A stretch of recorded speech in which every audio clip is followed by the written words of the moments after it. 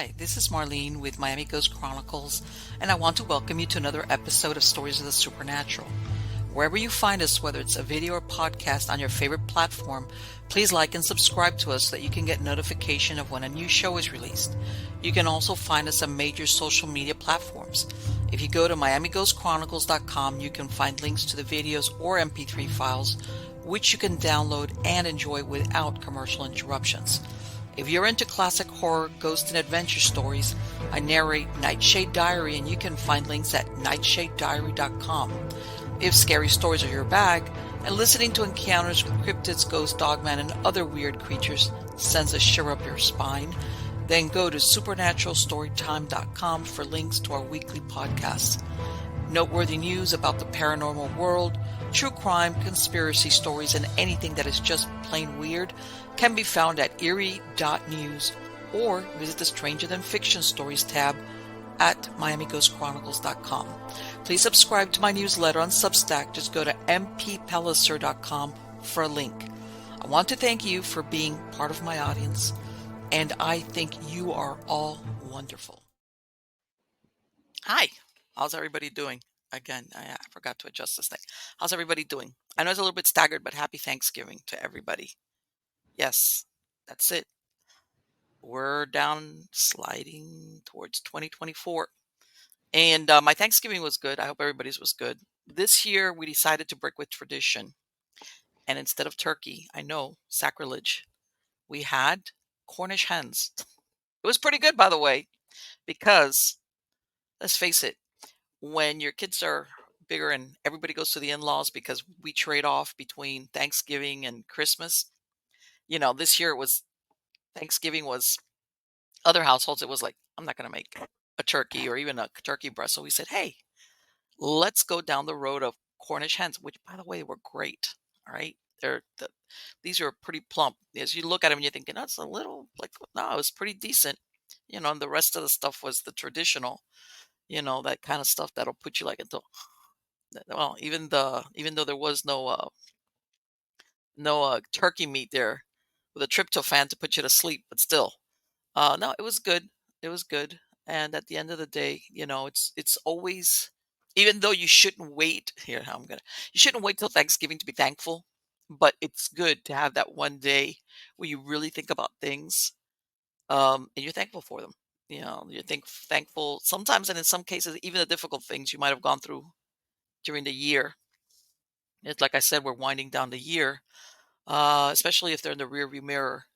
You think, man, it was difficult, but maybe I learned something from it. Or you might have some great things going on in your life. And the reason why I'm going to mention this, I'm going to put on my metaphysical hypnotist hat. Here we go.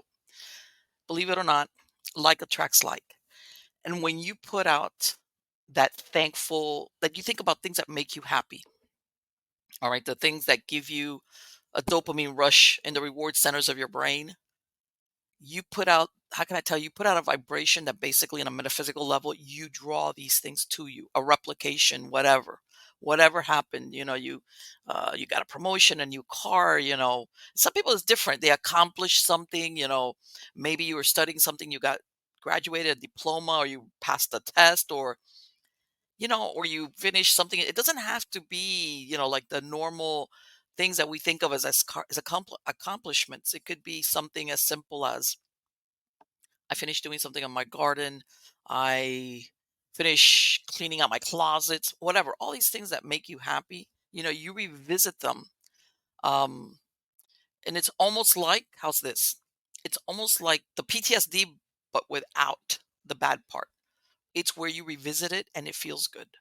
And the reason why I say this is when you put out that vibration, that feeling of, I feel great, I feel good, or that felt good, um, you basically are manifesting, you're drawing towards you, okay, a repetition of that feeling, of that Thanksgiving, of giving thanks for whatever it is, fill in the blank for yourself, whatever makes you.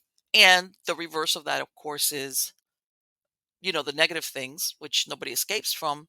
It's almost, if you want to, for lack of a better word, if you want to use your imagination a little bit, whether it is a situation or feeling you kind of like see yourself in a car driving away. When you see something in the rearview mirror and you leave it behind. And the reason why I'm saying this is I use this hypnosis technique on some of my clients because what happens is that when you revisit, when you start replaying that negative memory, experience, feeling, blah, blah, blah, again, it works the same way. It will draw that same thing, as far as whether it's anger or just defeat. And I'm going to say that the most important ingredient in all of this, and trying to remember her name. God, Marlene. It'll come to me. She's a Canadian.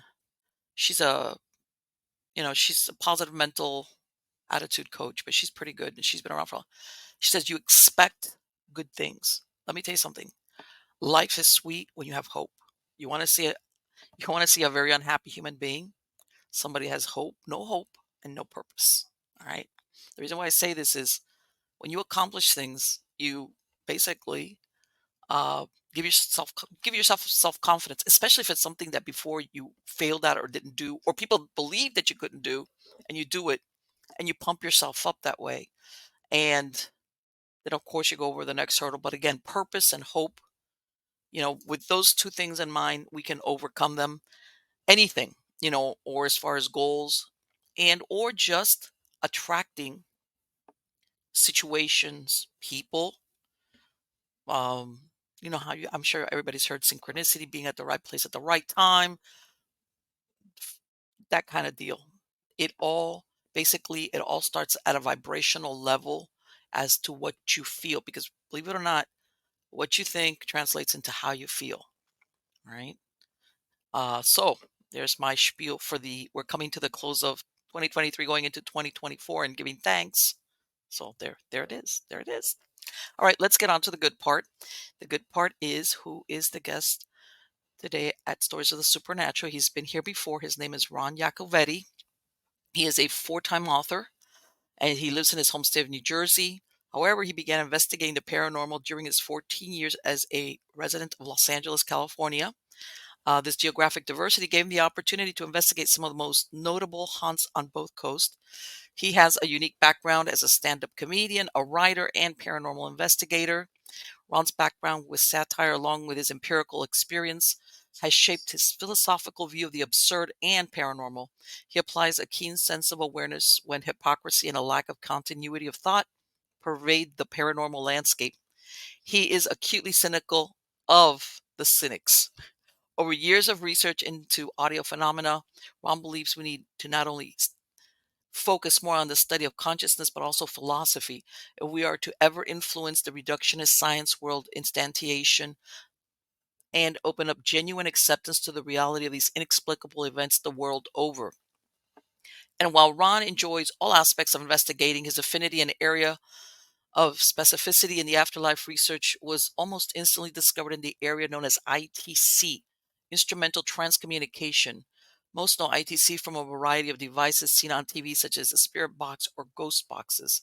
Ron continues doing innovative afterlife research and experimentation rooted in the European methodology of ITC known as DRV, or direct radio voice, which through the removal of any radio has evolved into what he, Lourdes Gonzalez, Tony, and Cherie Rathman now call the Staticom Project, producing anomalous vocals out of pure white noise.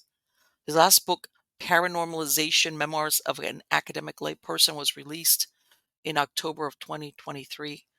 Help me welcome him. How are you doing today, Ron? That was awesome. If I have a book on tape to be read opportunity, I'm telling them to call you. Yay. Thank you. Because I don't But think I could have read that. That's good. And that's about me. well, let me tell you something. I'm thinking most people think of the white noise as, that movie that came out a few years back, Yeah, that's not far off. Yep. with what was it? Michael Keaton, Yeah. right? And they made a second And one too. yes, right. And they did a number two, but I like that first one the best. That was like the good one. Yep. Where but that goes back almost 100 years as far as research into white noise. It goes further back as far as paranormal. Well, they didn't call it back paranormal research, but whether it was spiritism or spiritualism. Hmm. Let me ask you, this last book that you released, what is that book about?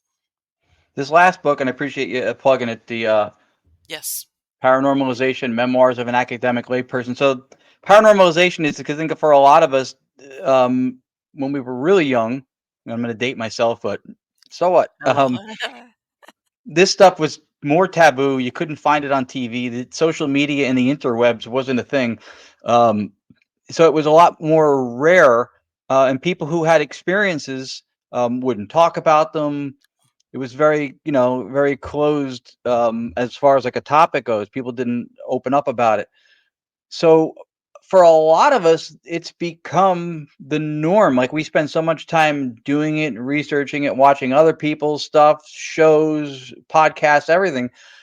I mean, it's far more of an anomaly for me to be watching a sitcom than it is for me to be involved in some aspect of this. So that's a normalization of this category. So that's where the main title came from.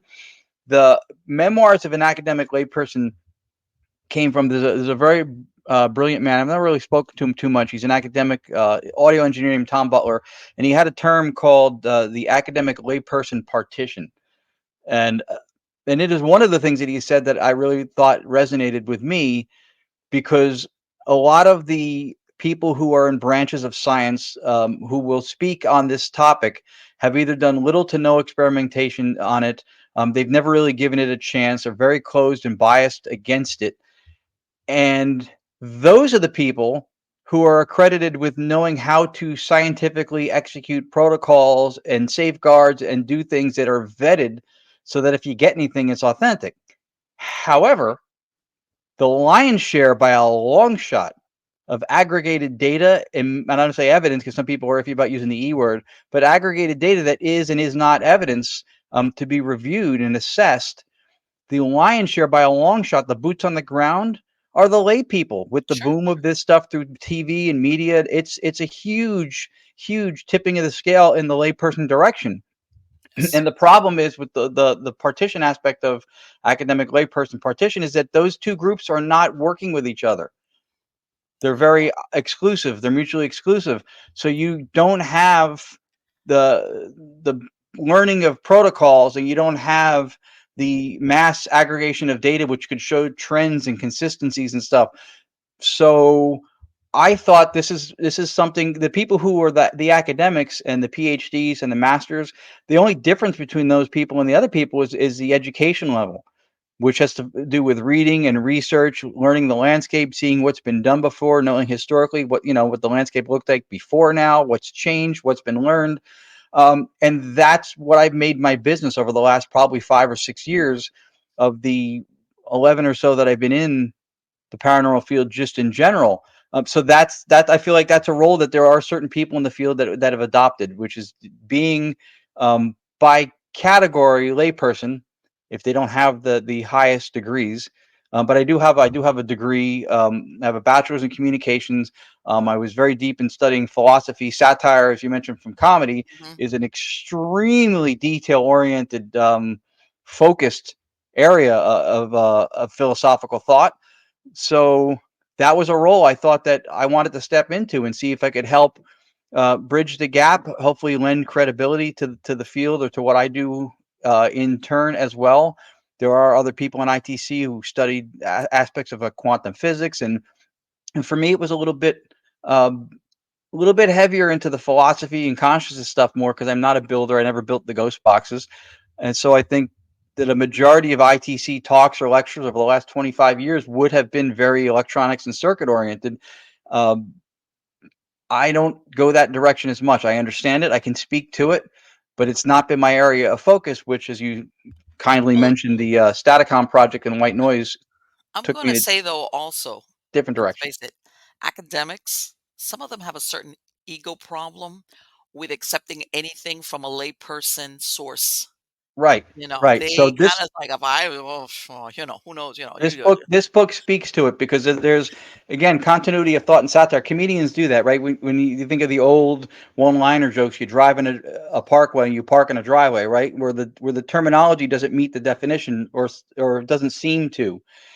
So there's a lot of those people who will say it's not credible because and actually in the beginning of the book there's a 10-point question thing that was from a website with a group that does spirit communication research. I don't name who they are, but I read it, and it was like it was as much of an ism as rageism, ageism, sexism. Like it was just taking the whole ITC category and just saying like these are yes, no, yes, no, like it was a big blanket statement. And I read it going, this is absurd. So I opened the book with that and I refute every one of those things, which is just showing how ridiculous it is. That mindset, like you mentioned, is true. And people will say, well, if you're not at an accredited university to be behind closed Right. doors in a laboratory, then you don't have the credentials to make your work vetted. Okay, that's fine. So first of all, how are the astrologers or how are the people who do astronomy, anthropology, are they bringing entire societies? Are they bringing planets into laboratories to study them? So field sciences are recognized, right? So there you go. So there's one thing. The other thing is historically in paranormal research, in afterlife research, in ITC, a term, by the way, which was coined by a physicist named Ernst Sinkowski in Germany. There have been people, Konstantin Rodovay, one of the fathers of EVP, and they used to call the Rodovay voices, which is the precursor or the earlier time of direct Yes. radio voice with Friedrich Jurgensen. These are people who had, I mean, he studied under Carl Jung. These are people who had high degrees and high educations and had those credentials. Right. When you have those credentials, you're a quack if you do Oh, this. I was about to say that If they you some don't of them have those got run out of their credentials, universities. yeah. Yeah. If you don't have those credentials, then your work is suspect because you don't have those credentials. So you win or lose Yes. regardless. And that's not science, that's scientism. That's a cultish, closed-minded Yes, it is, and there's a lot of mentality. them around, by the way. Yeah, that's scientism. That's different. Science is a method of inquiry, not an ideology. Rupert Sheldrake, biologist, UK, former SPR member. That's 100%. It looks for truth. You're looking for answers. If somebody says everything paranormal is BS or everything paranormal is a ghost, that's Yes. not a skeptic. The people who think it's all BS, that's a cynic. That's a believer, is what it is. Yes, Because it that's a is. belief system. Well, I'm going to give you an example, and Houdini, which supposedly spent Yep. all this time trying to debunk. He debunked them. That was the case, but really, what he was trying to do was be convinced. There had to have been Right. something in him that wanted. How can I tell you that wanted to be confirmed? Maybe he never spoke about it, an experience he had, but he was looking for somebody outside of himself to confirm it. And it's almost like he would get mad, you know, because he of course he was known for basically like chasing out all these what he calls charlatans and Yeah. spiritualists. But I think the flip side of it is that he was hoping somebody would provide some type of proof And that he could that's believe in. and that's the dead end part right there. Because when Yes. they're operating from a point of an agenda or a bias, Yeah. Bigfoot could hand them their car keys and they wouldn't believe in them. Yes, you're right. It doesn't matter. Proof is extremely subjective at that point. It doesn't matter at all. He, from what I understand, and this is not something I know for a fact, but from what I remember reading about him before, was that he did get caught one time framing a Yes. psychic that he was when he was out there trying to catch people. The other thing is that I would personally want to know the specifics of a lot of those debunkings because debunking gets thrown around like WebMD throws around headache. It's a symptom Yes. of everything. Yes, To exactly. provide an alternative possibility is not Mhm. to debunk. To Sure. prove beyond doubt, yes. And it just drives me crazy when you hear paranormal teams go, "We go in there to debunk first, and then if we can't explain it." Well, that's like saying I go into a room of multicultural, multi-ethnic people, and I go in there to hate. But if somebody wins me over, no, that you're going in Right. with a platform of bias or some kind of an agenda. Go in, let the environment, let what you get speak to you, assess it fairly as openly as you can.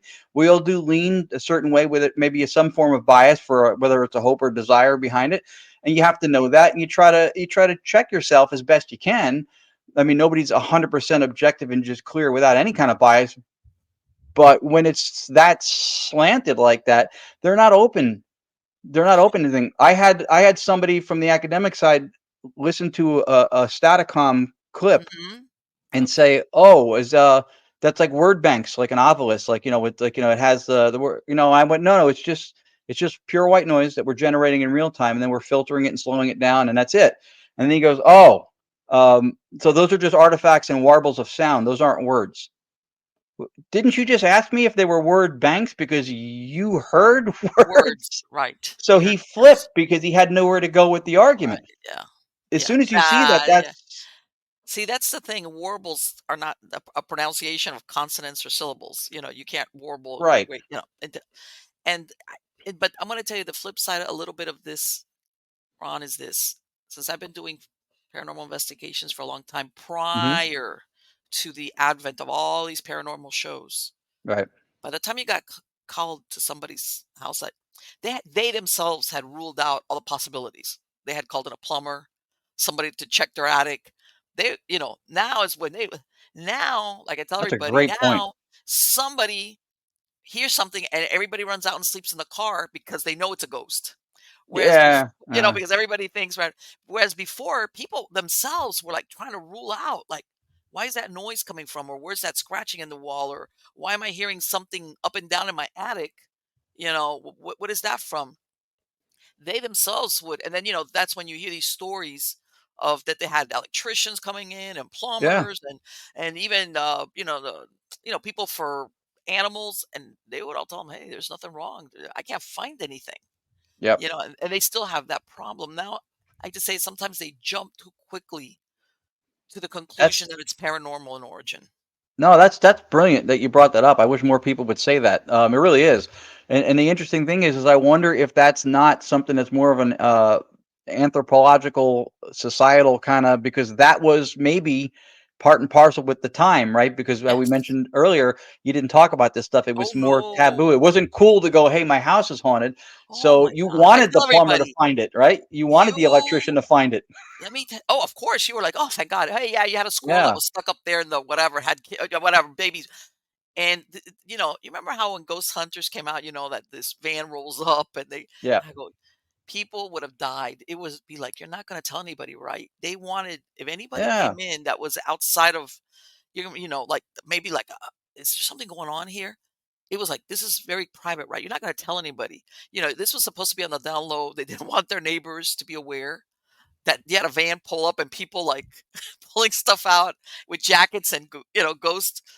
And yes, absolutely, there was this shift again. And I want to say, in a way, the stigma was also lifted. Whereas Mhm. before, people were like, you didn't want to be known as that person or that family, you know, unless it was something over the top, and I'm sure you've heard of, there's certain, even that movies have been made about them.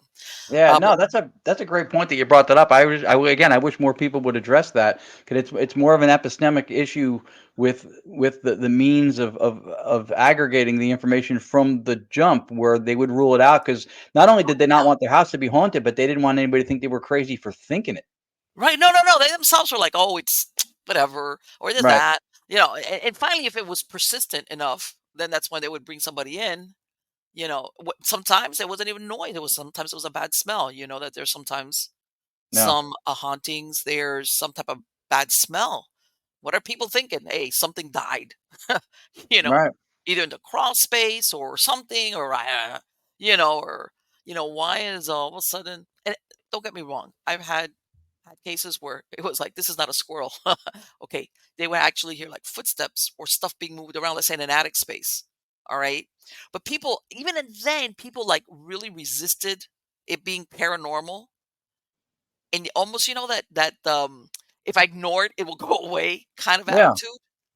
And then, of course, it didn't, and then that's, they would still go through the, okay, well, I'll get somebody to go up there and look and see, because again, a genuine haunting is, you didn't want that.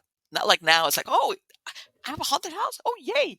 No, it Yeah. was like, no, no, no, no, no. I don't want that. That's not good. That's not good. And of course, things have changed. Yeah. But that's genuinely how paradigms will change. Is it's going to be Yes, over a course yes, of time when people of the old guard pass and people who are more open or a little bit more middle ground take hold. That's always been from the scientific community historically. That's always been the issue.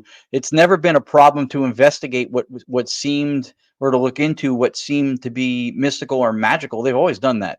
The right. issue has always been not whether something was categorically or seeming to be like magical or fantastic. What always became the fear eventually was the meaning behind it.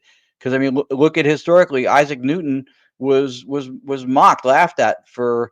for what he had proposed with gravity, and they had even said at the time that not only did they think it was absurd, they were trying to attribute it to, it had to be something that was fitting into the materialist reductionist mindset of accepted science. And that's the world instantiation that I mentioned in the book. Especially at that time, it's got to be something that's reducible to the smallest particle that it can be measured. It's got to be something for What was material it? I science, heard that.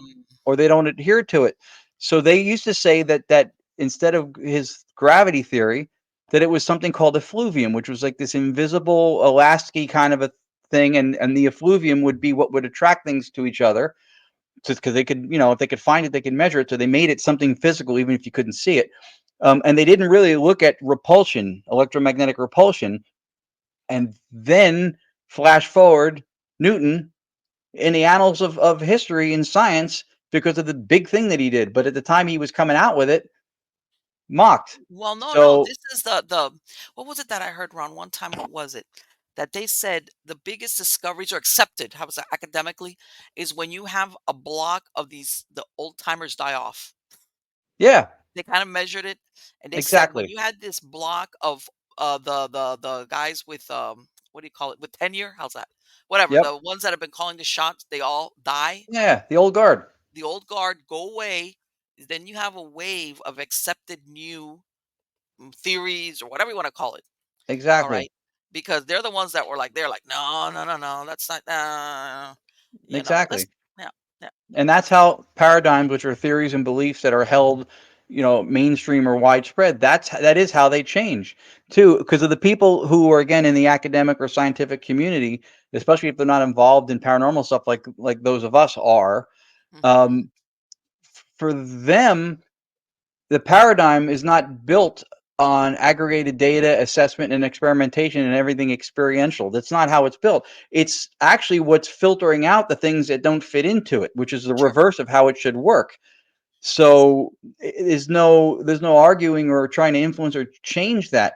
I also don't like the concept of the whole group thing, hive mind kind of a thing too. It's like, if I listen to sound and I've been communicating and hearing this language that I know my whole life, and all of right, a sudden when I'm listening to audio capture that's seemingly paranormal or anomalous in nature, all of a sudden then I'm told what the limitations of my hearing are, the ideas of pareidolia and mishearing things and yeah, hearing. And yes, those things happen.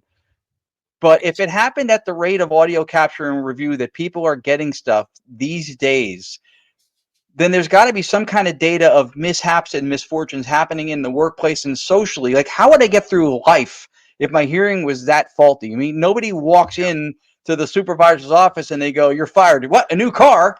yeah, Oh, exactly. sorry, Like what? pareidolia. I'm having problems with pareidolia. My prescription ran out. Yeah, nah, I can't. That doesn't compute. Sorry. No, it's a very lazy trying to have a blanket statement. You know how the mainstream science is looking for that explanation of everything, Yes.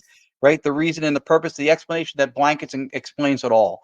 Um, they try to explain a lot of things that way, and this is that's another example of it. Is that, yes, there is fallibility in Yes. human hearing. You can make a mistake, but if you think you hear something, you can speak into software, you can do a voice print, and if the spectrograph matches with the words you thought you heard, those are the words you heard. And then if you can look at the spectral tonality and the density and the patterns where it has the same resonance and tonality with diphthongs, consonants, and vowels that speech hmm does, then Yes. how do you look at that and go, that's artifacts? That's a minute and 10 seconds of a voice, and it's all artifacts, and it's forming a coherent, timed, relevant sentence. Exactly. Exactly. And you know what, Ron? I want to mention real quick before we go any further. Yeah. As far as everybody thinks that anybody that's involved in investigating the paranormal will fall for anything. And I tell everybody, you know what? On the contrary, I set my bar really, really high. Even Yeah. Well, before, people would send me pictures or this or that. And I'd look at it and I'm like, sorry, there's nothing there. That could be anything. On the right. contrary, I mean, I set my bar really high because it was like, what's the use of, this mediocre type of evidence? That's not what I'm Right. looking for. And your But yeah, bar got set high because you have experience. You have wisdom, you've right. been in the field for a while. You've learned that you now wouldn't agree with everything that you in the beginning had to say. Oh, no, no, no. You've And evolved, plus, and that's and even some stuff that you look at and you go, it could be, but even then, you're not happy with that. It's like, nah, being on the fence about something in the paranormal field is not really good. You have to be like, this is it. This is the genuine McCoy. This is it. Because right. of the nature of the beast. This is where, because you know that everything, as far as when you present something, you want to have that. There's no doubt that this could be what it is, whatever it is. Yeah, and Um, that's for your own satisfaction, edification, and integrity, I think, too, because you'll still put something that you think is a slam dunk in front of somebody, and they'll yeah, go, "Nah, it's this, or maybe it's that," or and you can't, this is not. We're not looking to win over the people who are, have already decided, oh no, and no, that's forget it. that's a conversation a lot of times. I don't ask people if they believe in ghosts. I ask them how much they know about them. How much do you know about them? Because a lot of times it's a faith-based, decision that they've done no research, no experimentation. They haven't sat through the residential things and the sessions like you have, but they have a belief. They're going to tell you there's no such thing as this or that, Hmm. and they don't have any idea of how it could or could not be true, how it could or could not be proven, but they have a deep-seated belief in it, which Did you ever at the beginning when you started? Did you did you ever have a recording or something happen that you were like that you weren't that made a that you got convinced you was like, holy crap?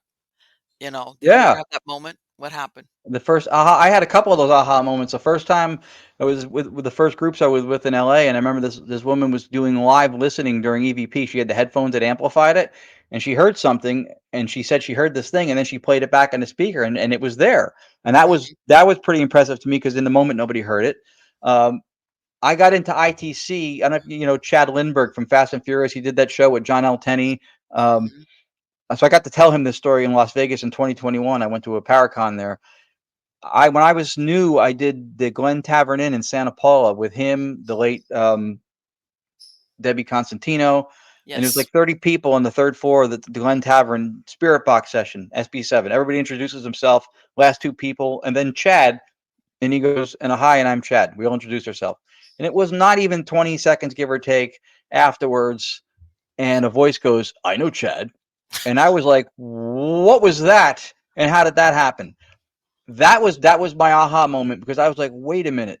There's the possibility of these unseen entities that could be around us or tap into us or whatever it is in real time like you can communicate in real time like even if it's with a short brevity to the messages, but it was so I was astounded by that, and that was my first inculcation into ITC when I was like, this is amazing that happened. And then I got into it deeper, deeper, and deeper. And with what we're doing now with the Staticon project, what we found is that there's a lot of, and you probably found this in the paranormal too, because you have a very critical mind and you have a lot of experience. And thank goodness people like you don't quit the field, because some people do when they see how pedestrian it's become. I think it was Yes. Jim Harold from Jim Harold's podcast. Hmm. He called it the paranormal was like today's bowling leagues. Like everybody's got the matching T-shirts and they're out there in their teams. And Yes. so some people who were more academic when this was a smaller, club, Hmm. have kind of pulled back and they're not as involved anymore. And I understand it, but that's dooming it to the fate that you're afraid that it's already taking on. Right. But Well, sensationalism, unfortunately, is what's ruined it. The pursuit of yeah, sensationalism. How's that? And yeah, I've seen a lot of groups that they go by the wayside. Number one, when they realize, you know what, a lot of investigations, if you're doing residential, you end up doing them on the weekend. What do you mean? I got to give up my weekend? Or you go and yeah, it's really boring. You yeah, know what? Now that you mentioned Debbie Constantino, I had totally forgotten. That was very sad. What happened with her? Very, very sad. yeah. She You was know. nice. I mean, I didn't really know her, but I got to work with her once or twice when I lived out in California. Never Yes, but I worked with her remember husband, they Mark. they did work a lot with EVPs and recordings and things like that. Yes, I do Amazing remember EVP that. work. Yep, amazing EVP work. They were great. Yeah, Um, and yeah, when sometimes and that's why I tell everybody sometimes you hear or you witness or you experience whatever that sometimes you don't even capture it. You don't because just the timing is not perfect. Right. But all you need is that acknowledgement when you do that checklist in your head is like, this is really something genuine. That Yeah. convinces you. It's like, I don't care if nobody ever believes me. All Right. right.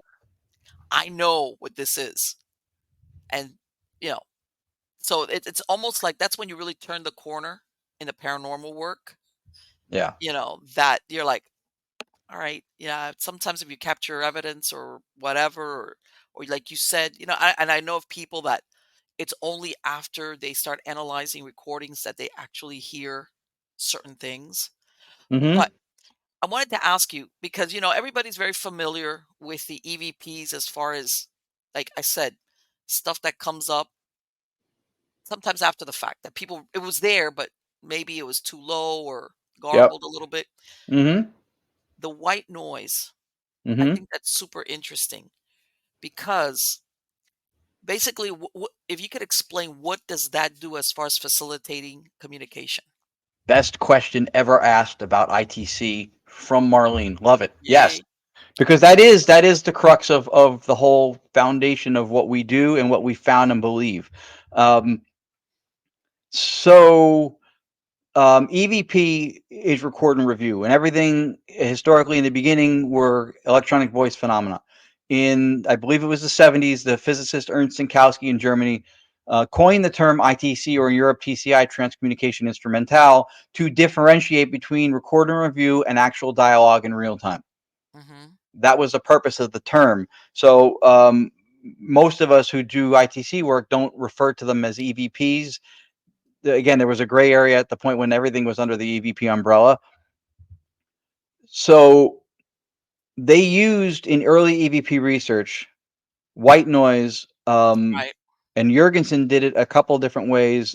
He had an instance when the resonant sound of a dog barking made it so he heard whispery voices, a fan, a vibrating noise from like a truck outside. He would have certain things where he would hear whispery voices when his radio voices had stopped.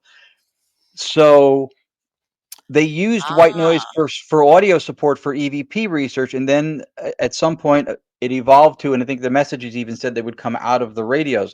That's the birth of direct radio voice, a vacant AM channel with just the white noise, no broadcast emissions whatsoever, and you'd listen to it. And then there were historically, that was again pioneered by Jurgensen, Konstantin Radove, one of the fathers of EVP, also known for doing it.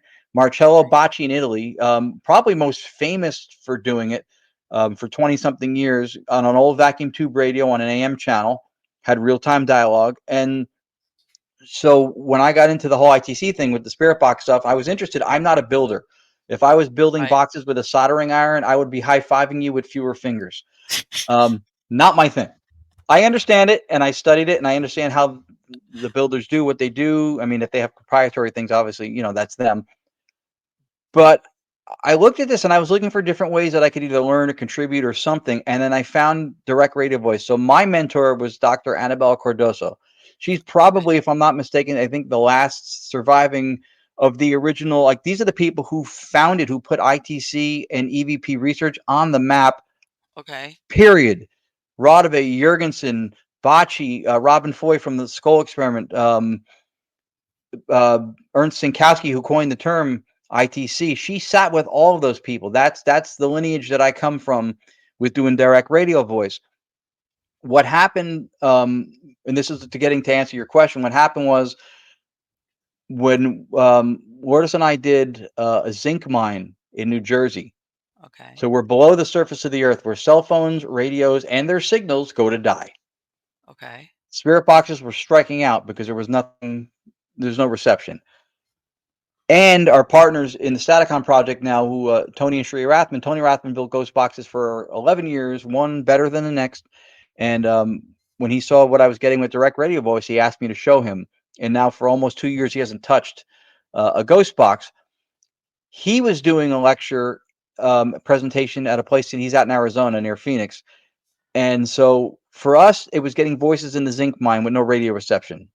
Wow. For him, he did a sleep machine, which is recorded white noise on a chip recorder. You've done, I know this has happened to you. You know, when you have like an EVP session and there's like 5 recorders going, only one of them gets the voice, but they were Yes. all in the same area. All right. Yes. So what happened to him was he asked a question of spirit, and he ran um, his direct radio voice setup similar to what I do now with a sleep machine as the white noise source, and the voice imprinted on the chip quarter because it's recorded white noise. So every 3 seconds, the answer that he got came around, and he Okay. realized it was a 3 second loop of white noise. But because of that thing doesn't record by design, and because it doesn't receive signal like a radio, Mhm. that and the zinc mine for us, we realized that the concept of using the radio itself for receiving signal might not be a necessity. And what we've come to realize from what we do, which is why we call it Staticom, because we took the radio out of the direct radio voice DRV So in other process. words, reception doesn't matter to you because you guys are producing the white noise. Yes, so that's what we found out, that radio reception wasn't necessary. And when you look at the cynics for radio communication, spirit boxes, even early DRV, what would they say? Oh, you're picking up stray radio. That's the Right. DJ. That's the channel. Yes. So Yes. now we don't have a radio. But we do have clearer, cleaner, way more authentic voices with no reception of signal. Which, to answer your first question on the functionality and how white noise facilitates, we believe in sound what is called stochastic, in some cases inverse stochastic resonance. The white noise has every frequency that we can hear, 20 hertz to 20,000. Okay. If anything enters into the equation with the white noise and it matches one of Mhm. those two frequencies resonate and get louder, whereas the rest of the white noise remains untouched. It has a spectral Okay. frequency of 1, which means no amplitude differences, no variance, it's all even. Even though it's random, the amplitude's the same. So those voices would jump, and that's when they did early direct radio voice. We think that's how they would aid EVPs, by adding the stochastic resonance. What we did with Staticom that was twofold different than traditional ITC with boxes was we took that idea, we removed the radio. Okay. Everything people do with paranormal audio capture, they take it home, they put it in software. They Mhm. clean it up the noise, they slow it down, they'll amplify it, and then they present it. We do all of that with pure white noise in real time. Because if you go Okay. back to the definition of ITC, Right. contact with spirit in real time. So if we go home and clean up the sound, the communication's over. Now Right. it's just an EVP recording. So that was the other thing, and especially the thing that we've done that I've not seen ever done before in ITC history, is we took the flow of live white noise and we slowed that down. Not a Okay. sweep speed, because it's not a box and it's not sweeping. We took the flow of live white noise and slowed it down, because another historic thing, and this is why reverence and familiarity with those before us is important. Another thing that they used to say, Rodove was to say, that was voices would come in not only faster than we could detect them, they Mhm. came in faster than the human vocal tract is capable of speaking. Hear me, Wow. faster than the human vocal tract can speak. Okay. So we had an instance in Vernon, New Jersey, at a location when everybody was walking around. I was setting up the direct radio voice. So I was still using the radio for the white noise at the time. And a voice came in, and I didn't hear any of this. I heard Okay. on, which I actually said, if you know who I am, go ahead and say it. And they said, Ron. Oh, If you listen to the whole message, I can send it to you. It says, Ronnie, it's mom, it's Lucy, which is her mother. I'm connecting. Not even hearing that, which now speaks to consciousness, right? I say, is my mother going to be with me tonight? I didn't even hear any of that. And then it goes, yes, you're lucky. All I heard was on. You know how I found those messages? I slowed the recording down to right. 50% of normal speed. And the enunciation Ah, and okay. clarity sounded like I am speaking now. Wow. I sounded intoxicated. I assure you that did not happen at Oh, that yeah. moment, Uh-huh. but the recording was spot on clear. And that's when I was like, you know what? There you go. That's what the researchers were talking about. So I asked a bunch of people who built boxes that, how do I slow down live white noise? And there was no easy, fast answer. And that's Okay. not a knock on anybody. I didn't have the answer either. That's why I was looking for help.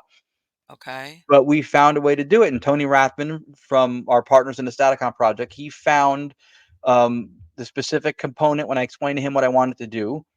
Him and his wife Sheree have been extremely helpful and instrumental to Lourdes and I in advancing So let what me we ask now you call something. Staticom. That faster pace, that's the Hmm. norm then? Like, it more often than not, once you slowed it down, then you were able to even, I guess, understand it better? How's that? I think so. You have such you're really I'm not trying to placate or be nice Ah. on purpose here. Like your questions are really really good.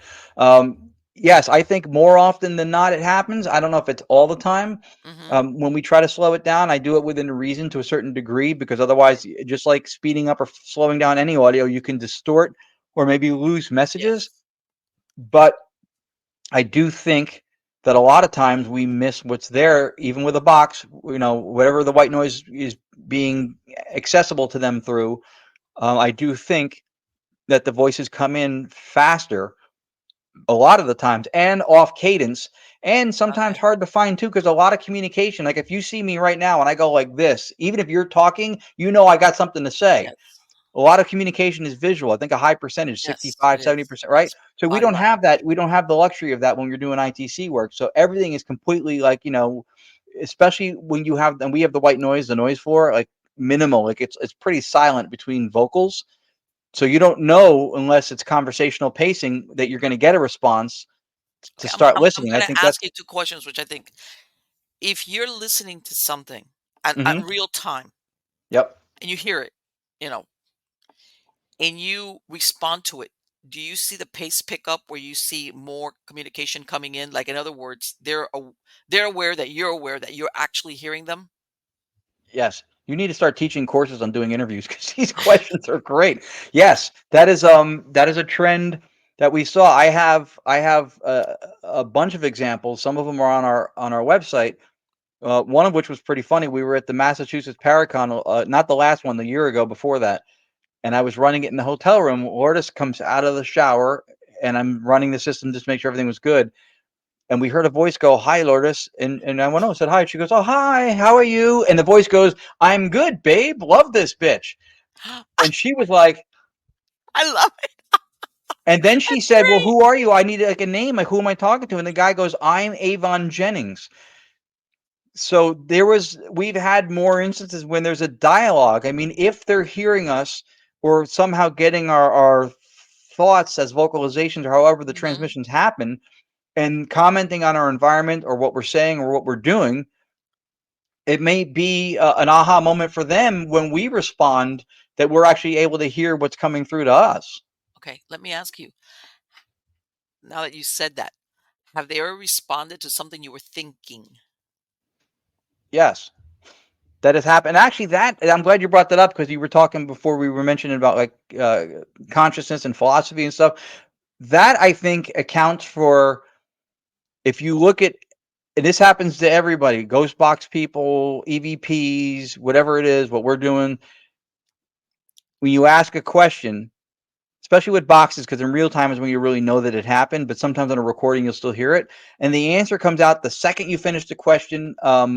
As you're asking the question, Lourdes Okay. asked one time about communication in dreams and stuff through sleep, and before she finished her sentence, because she was kind of taking her time and saying it slow and kind of, and before she got to the word, they went in your sleep. Like somebody said, like they said it. Alright. Like So they finished the sentence for her. I think yes, because I think, and I don't have the mechanical roadmap of how exactly it works. I have ideas, but I think it is in some way through consciousness and through how we're all connected to unitary consciousness. We're alters of a greater consciousness, and I think that might be how that happens. Because the other explanation, if you want to stick to materialist physics, where Mhm. everything can be measured down Right. to a smallest particle, or if you want to take it from that route, from that perspective, then what you're talking about would be categorized as superluminal communication, faster than the speed of light. Wow. But if something is not traversing a distance and it's already there because you're a part of it, because you're connected to it, then yes, it's not superluminal by design in the way we think of traversing a distance. The answer is already there, so it can accessibly come out or be uttered through the mechanism or whatever you're using to communicate the second you finish because it's not coming from somewhere. Right, We're let me part of, finish so I can hear and then the processing. yeah, we're part of a collective unitary consciousness, and I believe that is, and there's a great gentleman who was a computer engineer and he worked at CERN named Bernardo Castro, and he talks about unitary consciousness that way. And if unitary consciousness, if you look at it like a big body of water, like a large stream, and what we reflect on, what we tune into with our brain, which is the transceiver, Right. that's our self-egoic reflective experience. And that consciousness grants us that ability to reflect, which is also grants us the ability to suffer, which, animals that maybe perhaps work purely on instinct don't have that same luxury of reflecting on the past and the future, and then having the feelings that come with that, even when you're not experiencing something in the moment per se. Right. But I think that the same way that our reflective experiences, he equates them to like a little whirlpool, right? That's what you're reflecting upon. That's your concentrated area of focus, your Hmm. existence. Your self-egoic resistance being the whirlpool in the greater unitary consciousness, right? The big body of water. The same way the whirlpool doesn't create the water, the brain doesn't create the consciousness. It is within Part of it. the Have consciousness. they ever commented where you think they have to be seeing me? They have to be seeing us. In other words, they've okay. So in other words, this is not just strictly People are gonna think I gave you communication. questions to ask before the show. They're gonna think I fed you the right No, questions. no, Because no, here, no, I no. know, but these are all the right questions. Yes. I was at where I was working previously, and I had a drink, and it was an orange beverage. I said, "What color is my drink?" And they said, "Orange." Um, Okay. Colors of the couch. What color is my shirt? What color? What's the sign I'm pointing at? We were at the Ritz Theater in South New Jersey in Haddon Township with a group called Parasite Experience, and our friend Frankie Adeo, who runs it, and then Lourdes, a couple of people wrote on a paper, and folded it up and put it downstairs in the bird cage. It was like a prop thing in the front of the building. And we asked for the word, and it came through. Steve Dills from Transcend Paranormal in Virginia, we did it in the courtroom down there last year at the Hanover Tavern Paracon. He wrote his friend's joking nickname on a piece of paper, face up, put it on the judge's table in the front of the room. Nobody saw it. It came out. Um, so we think, interesting, right? Go back to what I was talking about with consciousness. I think that possibly one of the ways they're able to do that, because if we're talking about material things that we see through the Right. vibrations of the colors and everything, right, through the rods and cones of our eyes, and then our sensory input gives it to us. Hmm. If we're connected to consciousness Yes. constantly as an alter of it, then perhaps they're getting these details that to us are visualizations of our experience And the reason why I'm through, asking is because this right, is, but you hear people saying, if ghosts or spirits don't have eyes, how can they see you? But that's why I right. So asked. that's what I'm saying. I think that they're grokking that information through our sensory input because Right. we're connected Okay. to consciousness and they are consciousness. And I think that through that unitary consciousness that they are and we are a part of, that when we take that information in and put that out, it becomes accessible. Can I prove that beyond doubt to somebody who thinks this is all hoo ha? Certainly not. But there's a lot of science behind consciousness study, theorize or ideas that speak to it. I do think that that is a very high probability because of exactly what you said. Because if we identify these things by our eyes to see what they look like and the colors they are, and that also speaks to consciousness because that's only a mechanistic explanation for it. You and I will have the same shared experience looking at the color red, let's say, Yes. Exactly. but what's called there's a philosopher named David Chalmers, I believe from Australia, and he posed what's called the hard problem of consciousness, which is to explain what's called qualia or phenomenal experiences. Those are the things that you're aware of when you touch, taste, smell, see, hear. Right? If you see red and it reminds you of your first convertible car and you were driving along the coast with your hair blown in the wind, and I see red and it reminds me of the car that hit my friend when we were 12 and he's dead. Yeah. That's two different emotional experiences that we have Yes. when we see that color. So if experience the color and if consciousness was purely within the brain as a mechanistic process, then everyone would have the same reaction to the color red because it's mechanistic and it works through the same Right. thing. It vibrates at this hertz level. We see it this way. It comes in that way. We have the same experience. That's not the case. It doesn't speak to those No, qualia personal it's experiences. filtered through, like you said, through the Yep. experience of that individual. Transceiver. The Yeah, brain doesn't create the consciousness. whatever it just goes through the circuits in your brain, like you said, good, bad, Yep. whatever. Do you have you ever had any communications where they've asked for help? Help? Yeah, yeah. I mean, I think that's pretty common with a lot of paranormal people just in general. Whether it's Hold on a minute. EVP. Hold on Yep. a minute. And everybody knows because I have, come here, you little son of a gun. I have a puppy. Oh, No, she's technically not a puppy anymore because she just turned. There you go. And I'm hearing something going crack, crack, crack, crack. All my other dogs leave it alone except her. Come here. see, you found Come a here, puppy, Dixie. not a ghost. Okay, Oh, This is Dixie. This is my she's How I call her cute.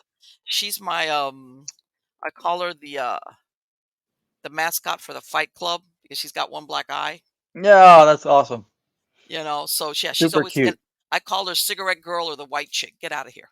But Super anyway, cute. yeah, I was hearing something on crack crack and all of a sudden I look and I was like, Ah, Jesus Christ. that's great. We were But doing our anyway, podcast one time, and Tony Rathman's dog pulled the plug on the power strip, and his whole all of a sudden he was gone. Like, what yeah, happened? The yeah, dog. yeah. It's like, "Ah, I'm telling you, who needs kids? You got dogs." And it's like, That's but right. that thing, and the reason why I ask you is that I think that, yeah, you hear about if somebody you're thinking asks for help is like, oh my God, like, how do I help you?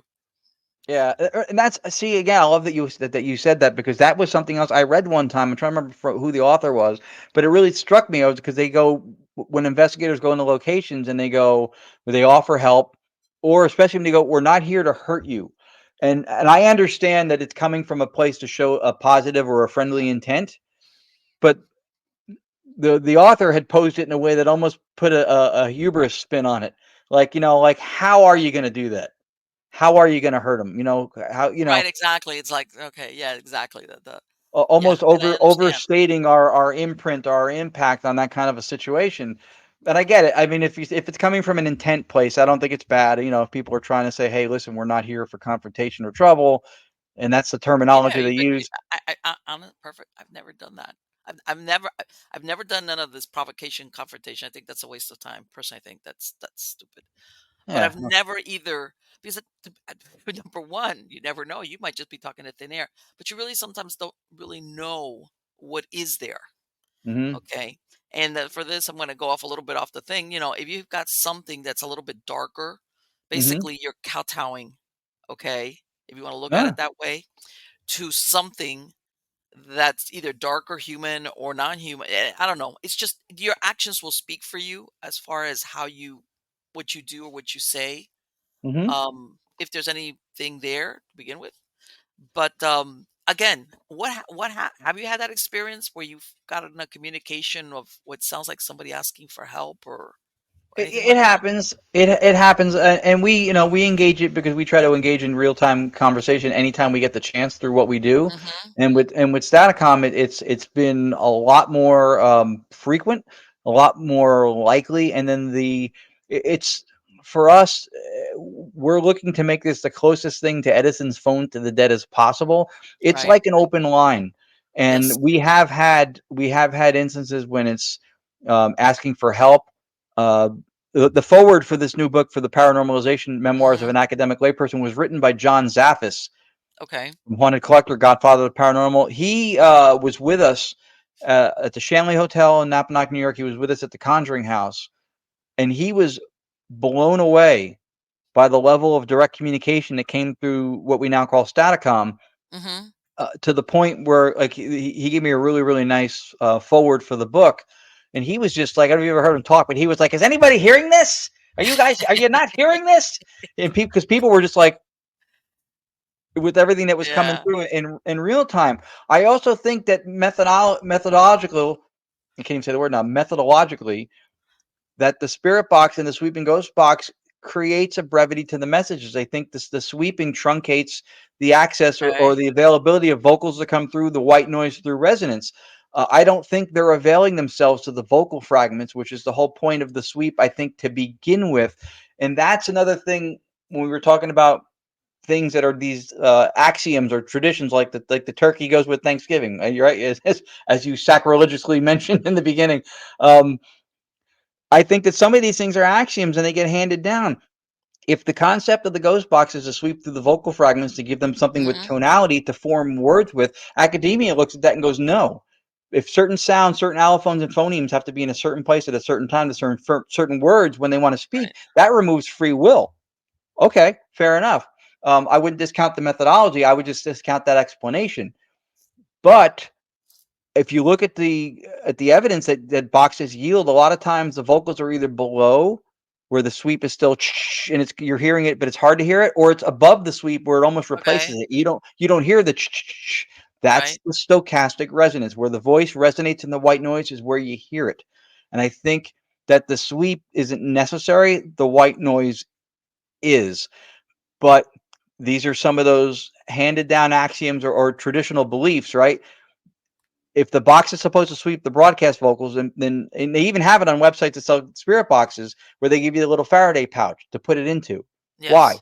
Are people snip the antennas? Why? Because you want to get rid of the radio reception to rule out false Exactly. positives.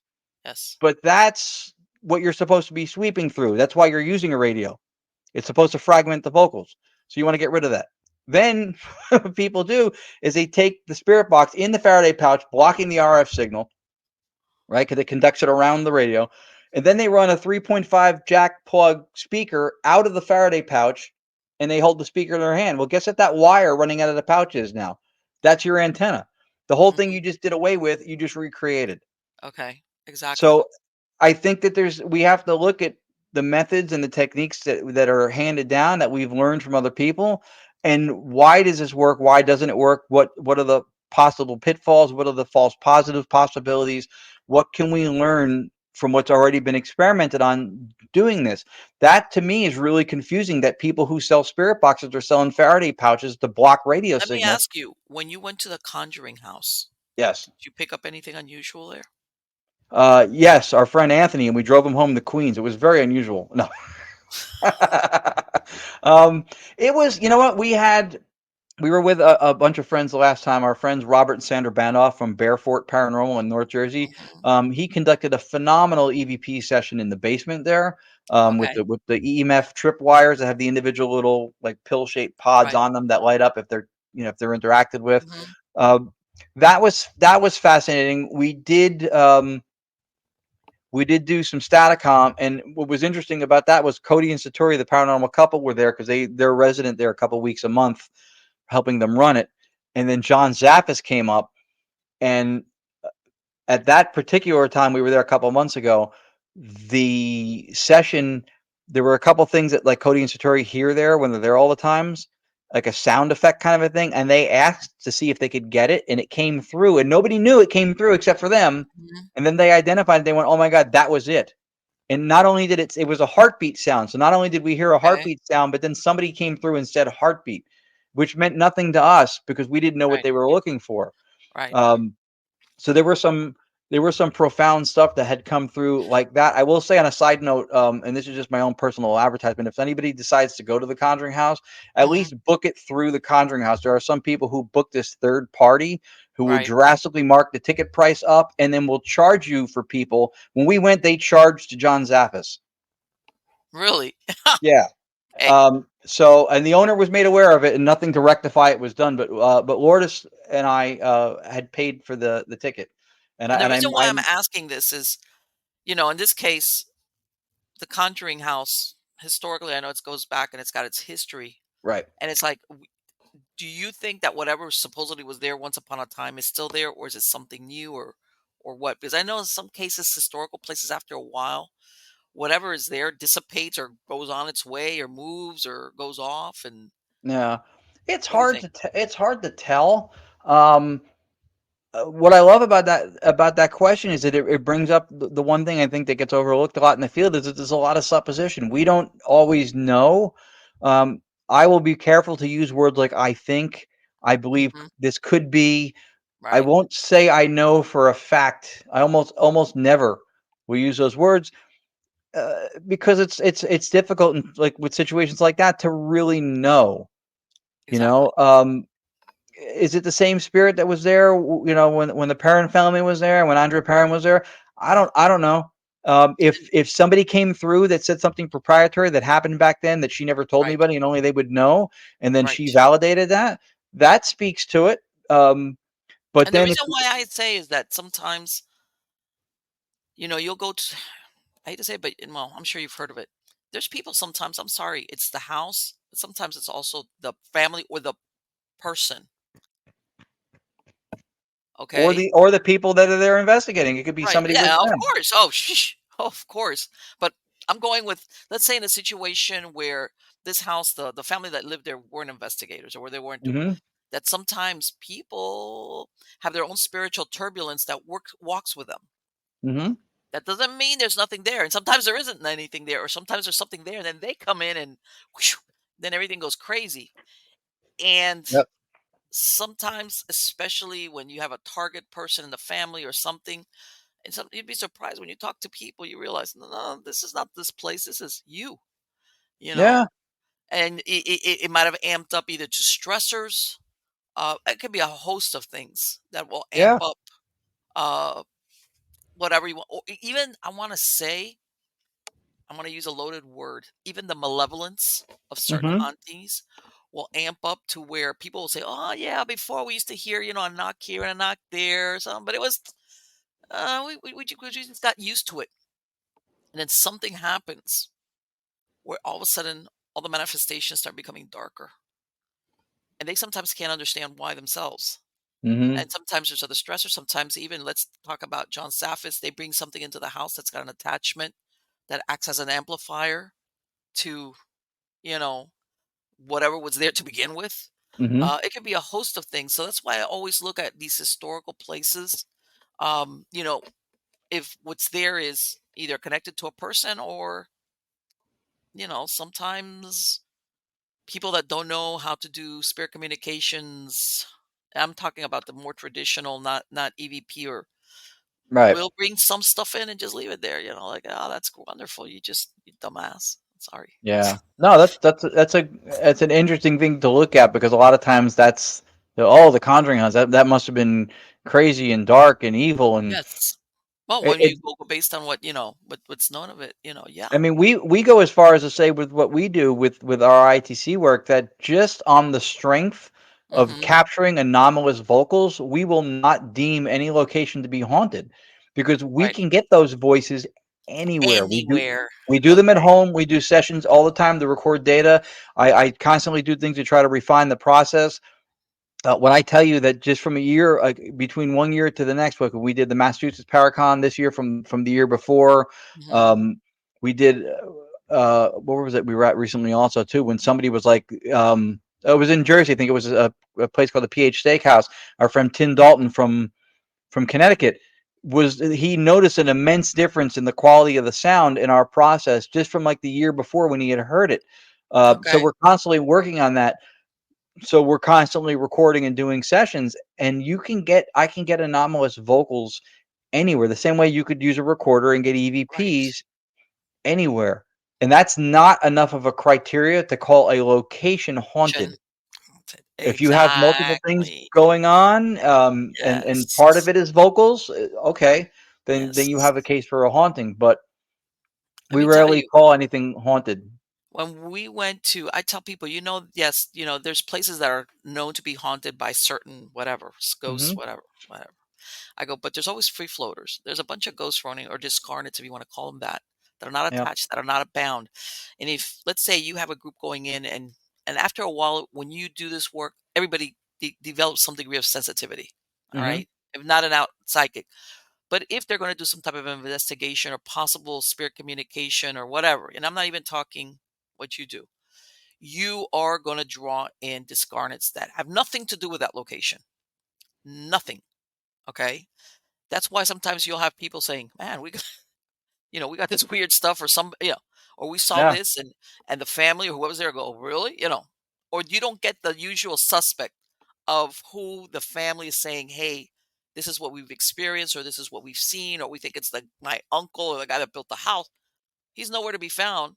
All of a sudden, you're getting all this stuff, and it's because there, this the spirit world is very intermeshed with ours.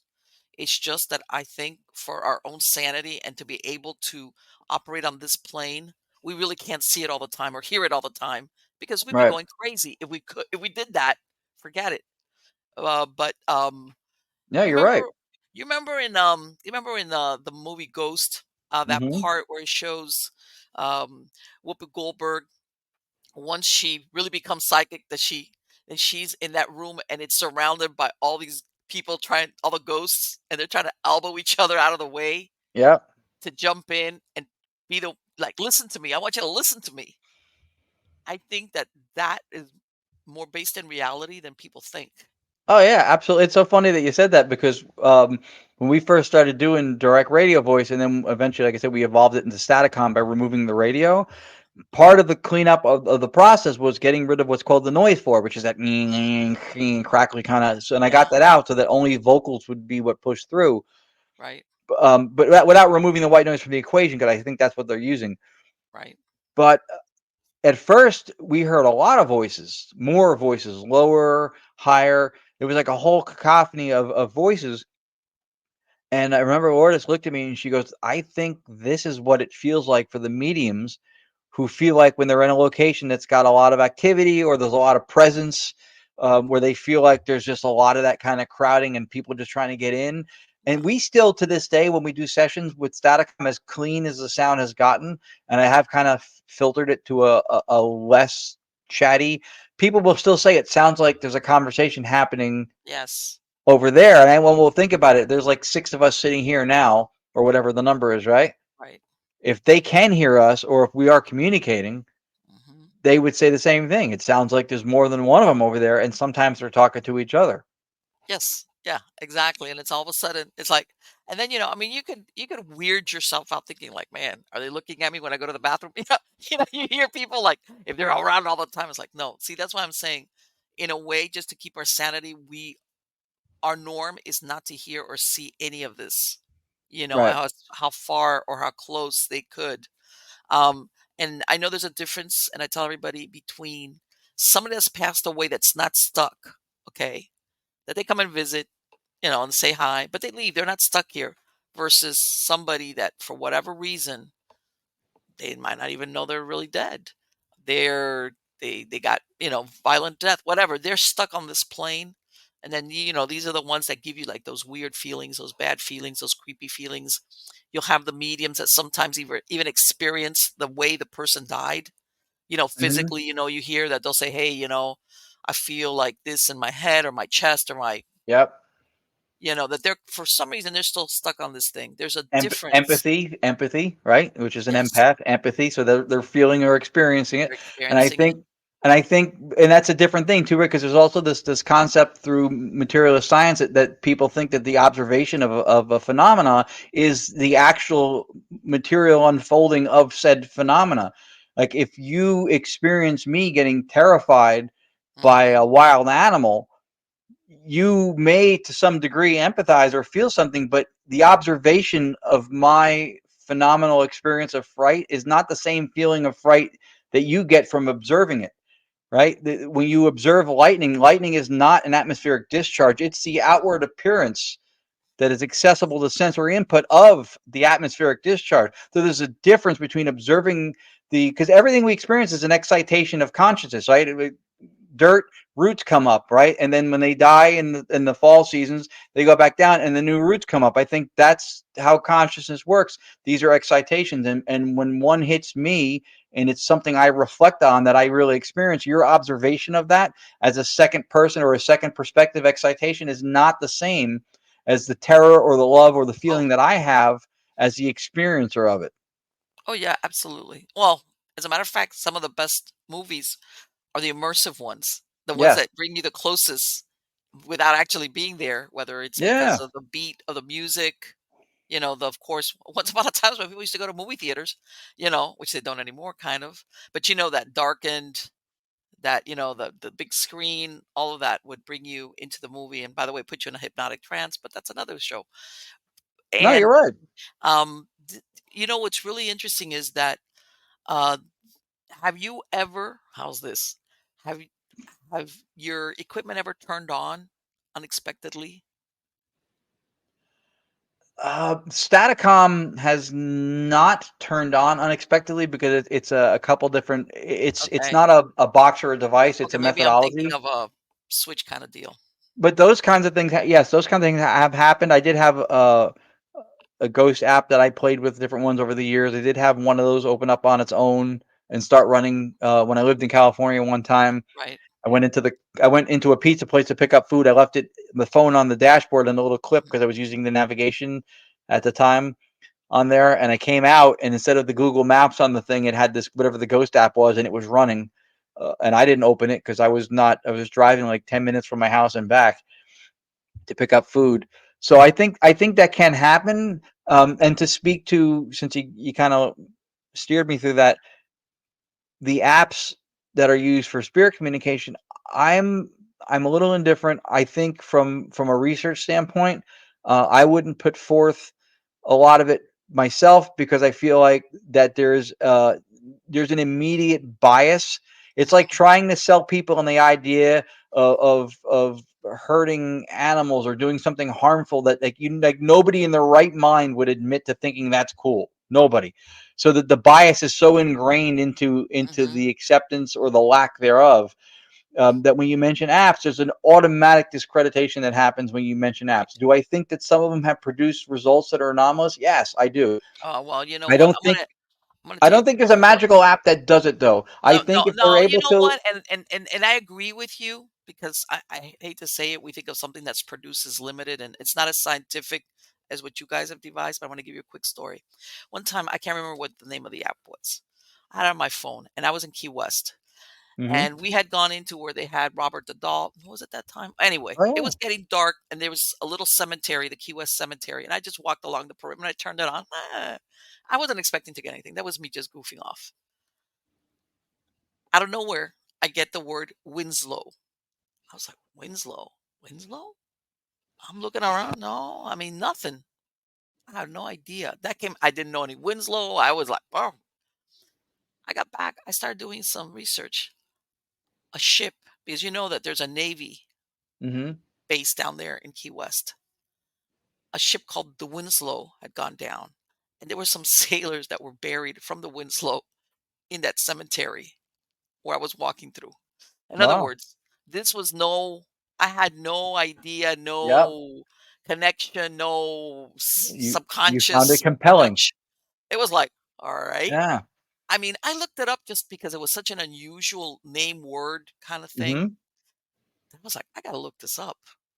And Yep. luckily they have a pretty decent legend as far as who's buried there. You know, as far as the people that went down, the and everything and where they were interred and all that stuff. And it was like, holy crap. And I was like, okay, I didn't make this up. I just like, and those are I'm saying those are the moments that sometimes, even when you're goofing off, you'll have Yeah. these, you'll have these incidents that you're like, I can't write this off. I No, can't. well, I'll tell you two things on that. One, that's a great story. The timing and relevance are the two main things that we use to govern anything we think might be an anomalous communication or vocal. If you're holding these up and go, "What's in my hand?" and whatever device you're using that's audible says glasses, even if it's a ghost box that's sweeping through radio, the odds of a DJ through, especially with a sweep or anything, saying the word you're asking for at the time you're asking for it is astronomical. I always tell people, Right. if you think that's a radio station, find out when they're giving away cash and prizes because your luck is phenomenal. So timing and relevance is big. The other thing I was going to say before about the apps is I don't think there's a magical app that makes Hmm. communication happen. What I do think is if we believe that they're able to act on or work through electronics or things that Yes. can conduct energy like that, then I think it's possible that if the app itself maybe has a more of a user friendly, or the UI, the interface is more um, amenable to contact or communication or words, then maybe that plays a Yeah. role in it. But I think it's the electronic device that they're working through, not so much that this one app is the magical thing Right. that It's does it. just that. Yeah. Exactly. Then the reason why I'd asked you that earlier is that I was thinking, I wonder if there was ever anybody that really wanted to communicate and was like, "Hey, I can't wait for you to come back with that thing. I'm gonna turn on your whatever gizmo, Yeah, and you're gonna have to listen to me." Maybe a person that was real pushy in life, and now they're pushy in death, and in other words, I want you to hear what I have to say. yeah, And sometimes, I think a lot of times people don't realize human beings are simple but complex. We always think that sometimes people they want to say some weird, oh my God, ground shaking disclosure. I have to tell somebody, like, hey, the body's buried, and it right. might just be something really simple. That you, Yes.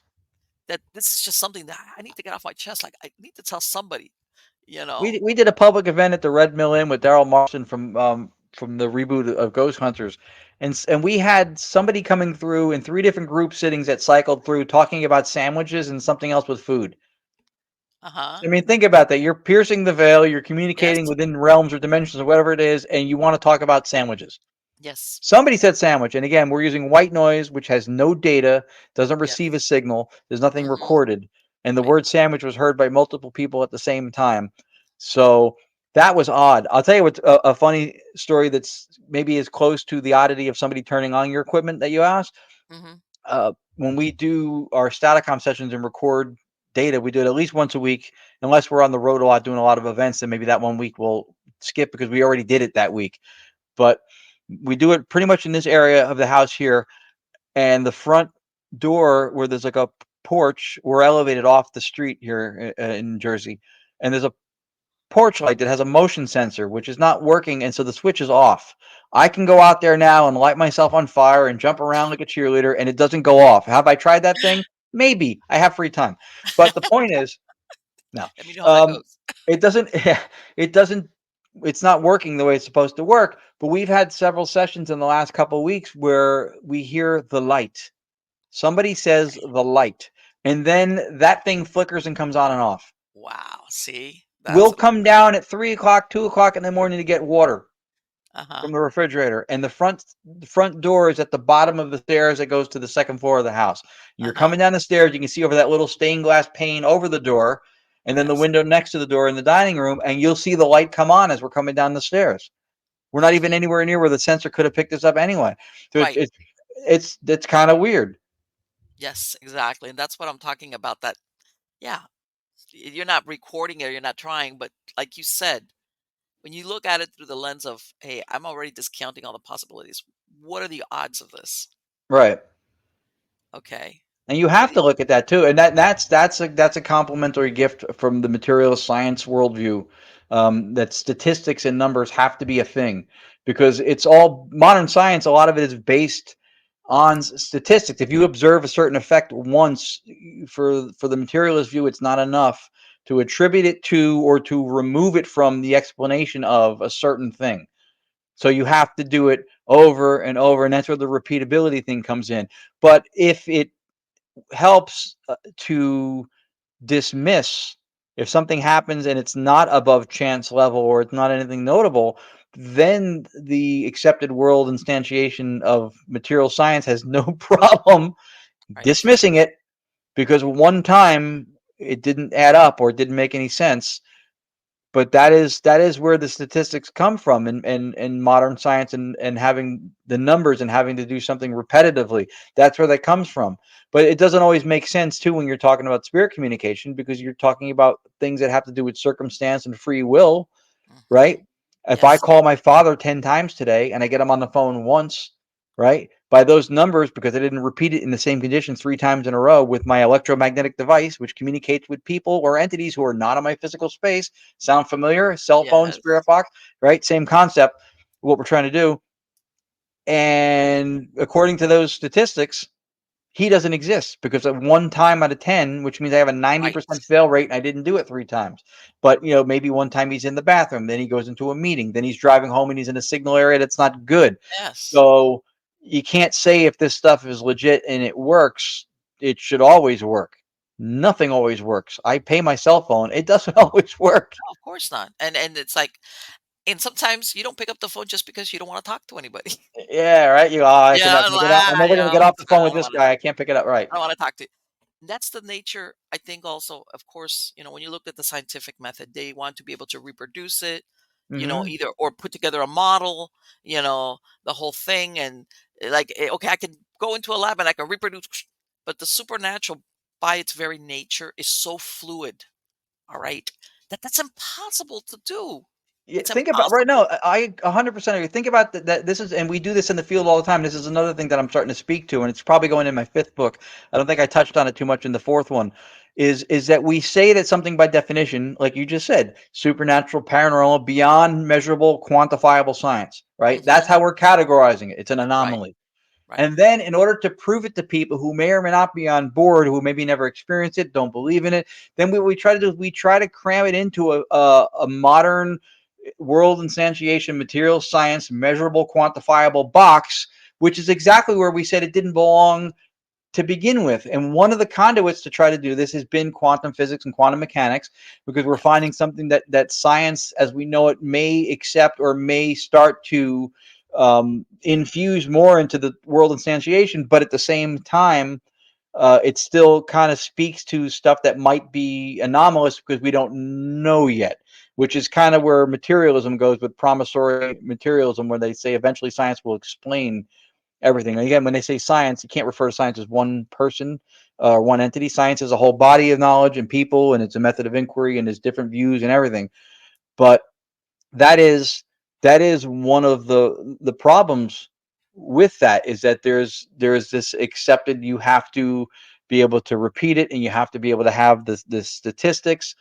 But your experiences, when you have an experiential moment, something that's part of your self-egoic reflective experience, the same way that Mhm. somebody who has a disorder, or a dissociative state, that their experience, they still, it's real, Yes. it's visceral. What they experience is real. They don't feel like they're in some kind of a dream state. That's the reality. Your perception is your reality. That's what it Yeah. boils down to. And this is the Yeah. thing, with these models, it's either quantifiable or qualitative. Yes, and that's the thing. Qualitative, they say subjective, which is okay. I'm going to collect ghost stories or people that have had sightings. God, you can fill up, rooms and rooms and rooms Right. with people. Good, even that when you take out the person that's hallucinating, that's not well in the head, that's lying. Do you know how many stories there are of people that sometimes have that one Yeah. moment of but that doesn't, because of course, since it's qualitative, it's subjective. And it's like the person could be lying. They could have seen something that wasn't there. If they were grieving, maybe so that's dismissed, and that's when you fall back. It's like quantifiable, as far as reproduction. I'm telling you, with the supernatural, because I've seen it. That's Right. that's like that's like that's like trying to figure out a mathematical problem without knowing all the factors or what it is that you're trying to do. It's like, when the edges of the horizon get fuzzy, the Right. never never, you Right. really don't know what are the edges of the horizon. You don't know.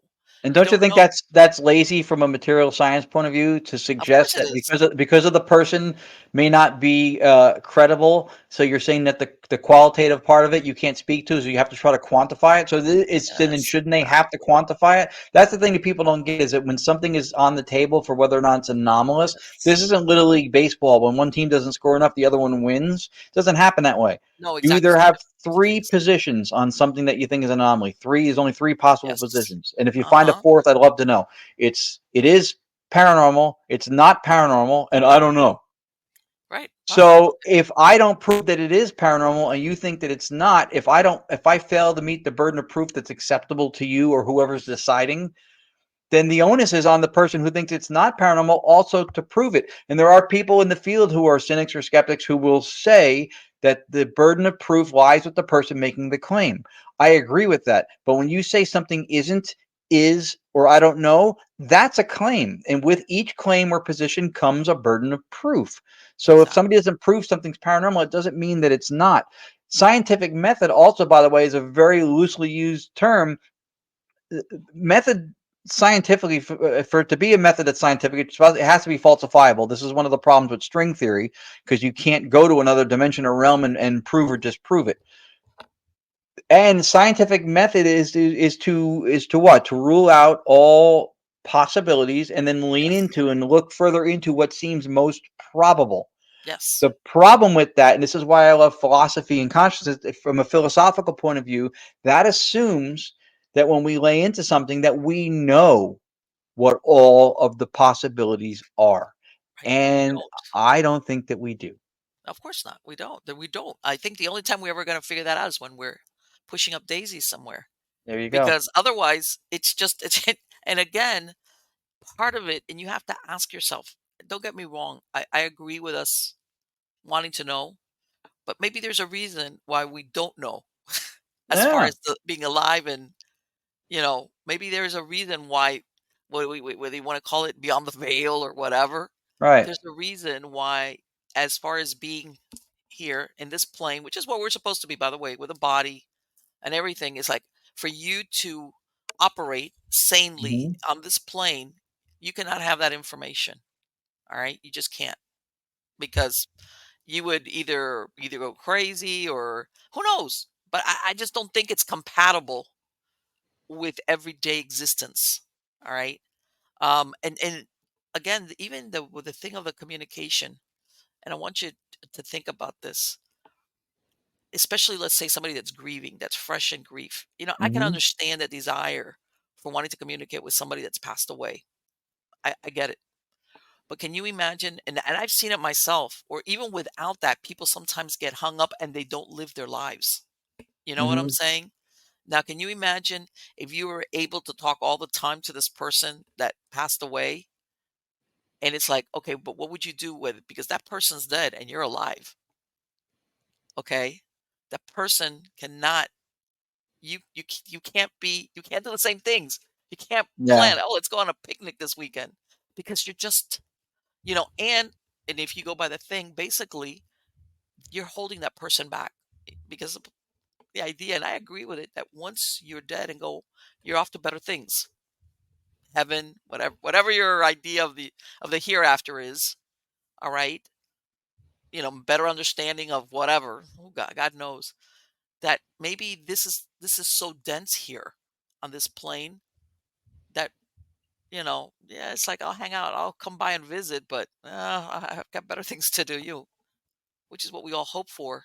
Yeah. You know, once we pass on, I do believe, of course, that our soul, our spirit, our self-awareness does exist once our body doesn't function anymore, which is why you hear a lot of these near-death experiences, where these people see their bodies, all right? And if they look at themselves, they still see themselves. Yeah. It's But that body there is there, and you'll hear a lot of them say that once they come back into their body, then all of a sudden they feel all the pain, everything Yeah. that's attached to Yeah. the nerve endings in their And body. But they in the meantime, that was still them, floating out in space and watching everybody, do whatever they were gonna do. But let me tell you something that I think is so fascinating, Ron, what you're up to. That is so fascinating. No, I appreciate it. We've actually had, and this is unintentional, we ended up on the path of the gentleman I mentioned in Italy who used the old vacuum tube radio, Marcello Bacci. We started taking direct radio voice and now Staticom out at events, and we started doing what's called the Digital Seance Initiative, which is when we would do regular direct radio voice sessions at a public event or investigations. A lot of times we were doing it, and then people would go on a break. They're opening soda cans, cracking open potato chips, and they're not. And his voice is coming through, and they're not hearing it. Right, Um, so I thought, well, if how do you get people reined in? Where's that happened before? And they went, ah. If you look at all the old Victorian seance stuff, and they're all sitting around the table, hands there. So we tried to create either if it's a larger group, like just a circle without right, the table, maybe, right. and we started doing these digital seance events where people are silent and focused. So if we do it at an expo, we have an exhibit room like the New Jersey Power Unity Expo we do every year. We'll have Mhm. closed door times on the top of every hour. Close the door, and everybody's in the room. They record, but it's a digital seance. And because that is, in fact, when we communicate, that is the medium, and people can Right. hear it for themselves. And we do have them record. And what happened was, is we ended up on the path of what Marcello Bacci did. He had a studio space in Grosseto, Italy. Most of the people who came in were parents who had lost children at a young age, Yes. Hmm. and they would hear the children come through, and they would have these moments of closure or connection.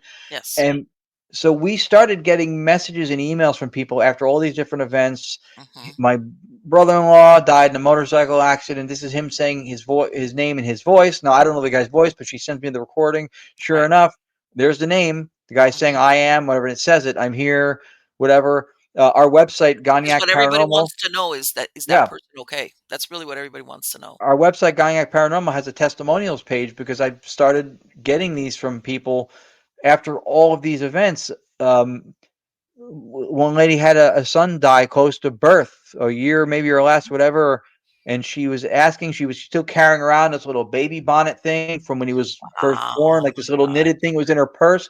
She's hearing some stuff. She didn't even ask for him or anything specific for him, Hmm. but somebody was talking about that on her behalf who was with her. And then Lourdes goes, I just heard the name Johnny. And the lady is in tears. And she goes, that was his name. So stuff we couldn't have even known Right. start to come. And this is happening when we do these events. a lot. And so for us, we feel like we found a sense of purpose because we started out as ITC people who weren't building boxes, which is what everybody was doing, and quite well. There's some brilliant Mhm. people making these boxes, but that wasn't us. And we rebirthed this direct radio voice method and then did a twist with it and changed it a little bit, changed the white noise source to a generator, closed circuit system, and cleared it up, I think, a lot. Right. And that was just to see if we could replicate what we saw them do in Europe. The harsh fishbacks in Luxembourg, Right. Bocce, Dr. Cardoso. We want to see if we could get contact the way they did real time. What ended up happening is from taking this out and from this becoming more of a thing, the Digital Seance Initiative was born, and we started doing these events where we're giving these moments to people, Mhm. and whatever they paid to attend the event, that we're a part of is what it paid. We're not charging them extra to do our section of it. Right. I if they don't record, I tell them, Take my email. I'll send you the recording if you want it." I don't charge them for that, Right. um, which Bocce had done for 20 something years, um, which is exciting for us because the method comes from Europe that we brought back and adopted and then adapted. And Sure. so The to be modern technology that yes, and exactly. to be part of the lineage that comes from Marcello Bacci. Like I said, Dr. Annabelle Cardoso, who is the reason why I'm doing this.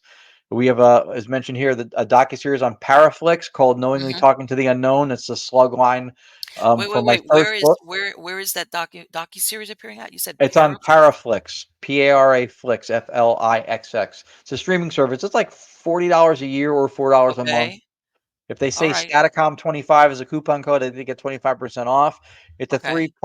a 3 episode series. It's Lourdes Gonzalez, myself, Tony, and Sheree Rathman, and we explain the genesis of the how we brought direct radio voice back and how we changed it to Statacom by removing the radio. We explain the resonance and stuff.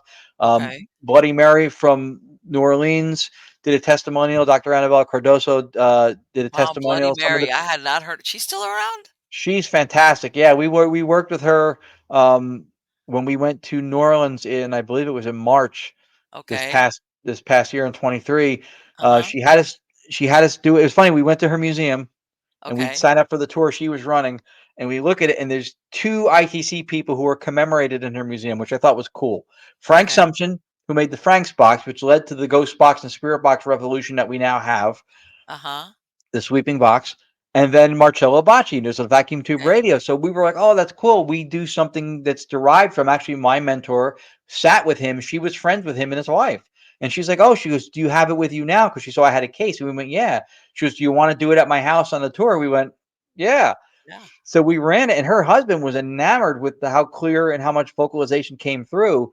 So the next day, she goes, "If you guys want to go to the museum and run it, Yeah. go during the afternoon. I don't know if I can make it, but go ahead, just tell them I said it's okay."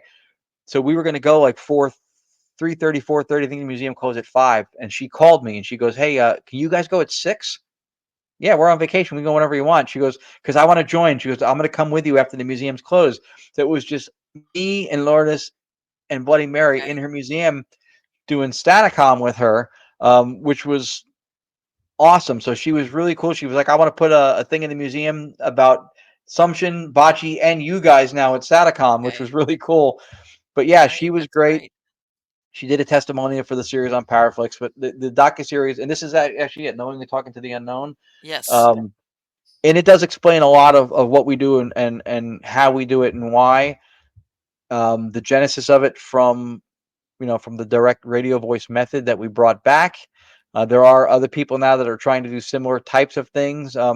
I believe in large part through our influence because when I started doing DRV stuff, Nobody was I doing it. didn't see anything except ghost box stuff. Right. And ghost boxes are being done quite well. So people who are building them now are at the best it's ever been. That's the top of the game for ghost box builders, no question. Um, but this method I think is different. I think this method doesn't cause the same brevity or shortness to the messages. I think that the sweep does. I think the messages that they get to the boxes may even be longer than they realize, but the sweeping I think truncates or shortens the messages. That is so interesting as far as speed, because basically you're talking here, trying to find a happy medium with the speed of what is. how it's being transmitted versus how we hear it. Yeah. In other words, it's finding that, And that's and that's shaky ground to be on too, because this is a concept, and this is what I said it would drive me crazy when you see websites that sell spirit boxes and they're selling it with the option of getting a Faraday pouch when it's supposed to sweep through broadcast. yes, That's why it's a radio. But exactly. they're selling it with, here, here's a lawnmower. We're going to sell you this lawnmower, and then here we're going to sell you these feather blades, which are Yes. just kind of like sweep the grass, but not really going to cut anything. Yeah, it's Why not would gonna you work. want it? It doesn't do what it's supposed to do. But Exactly. That so is that here we come out of left field and we say not only do we think that the white noise is what they're using and they're not using the vocal fragments, but we don't uh-huh. even think the sweep is necessary. And so this is a very, again, you talk about the whole revolutionary coming out of left field. This is the accepted ITC. I call the ghost box the Q-tip of the paranormal, because anybody who thinks ITC thinks it's a box or a device, not a method. Right. And so to come out of left field now and go, hey, well, this method is how we think that they use the white noise, and even with the box that's sweeping, they're using the white noise. You know what this reminds So me of? You know the invisible man or the invisible yeah, person or whatever that you can't see him until you throw paint on him or something, yeah, and then you see it, but it's there all along. And it's almost like what I'm listening what you're saying is you're basically allowing a way maybe they're there talking all along and nobody can hear it. It's like for whatever spot on. reason. But Spot on. I think that from the beginning, I think that when direct radio voice used white noise for audio support, or actually EVP used white noise for audio support, which evolved into direct radio voice, I think that the reason the Frank's box and the spirit box movement became the thing is because that's what got known through TV and media, and yes. that was almost like what's called stigmergy. It's like a grassroots, like just word of mouth kind of Mhm. how it spreads. I think that's how that became the standard and became the norm, and direct radio voice got lost.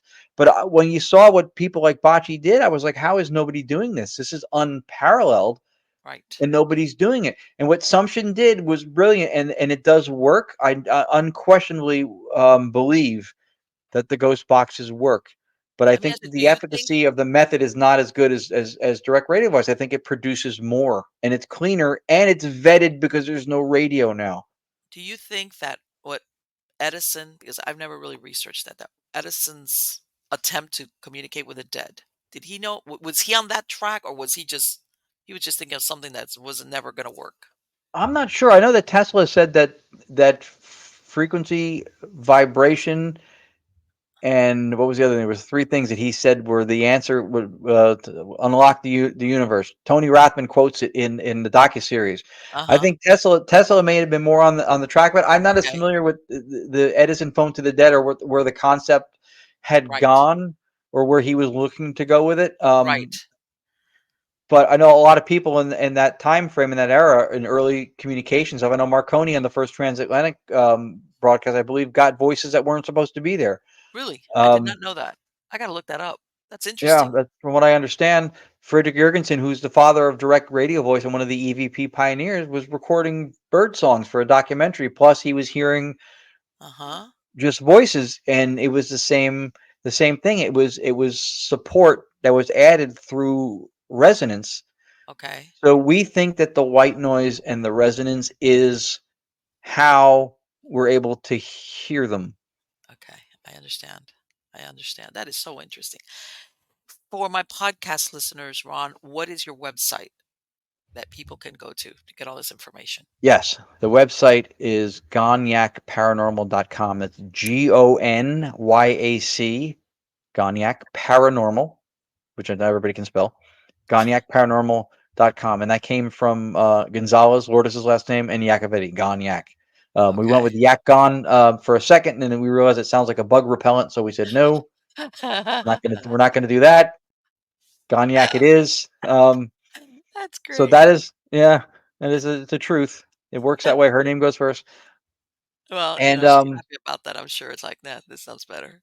yeah, and she didn't feel well today. I was going to drag her onto the show with me, but she's another.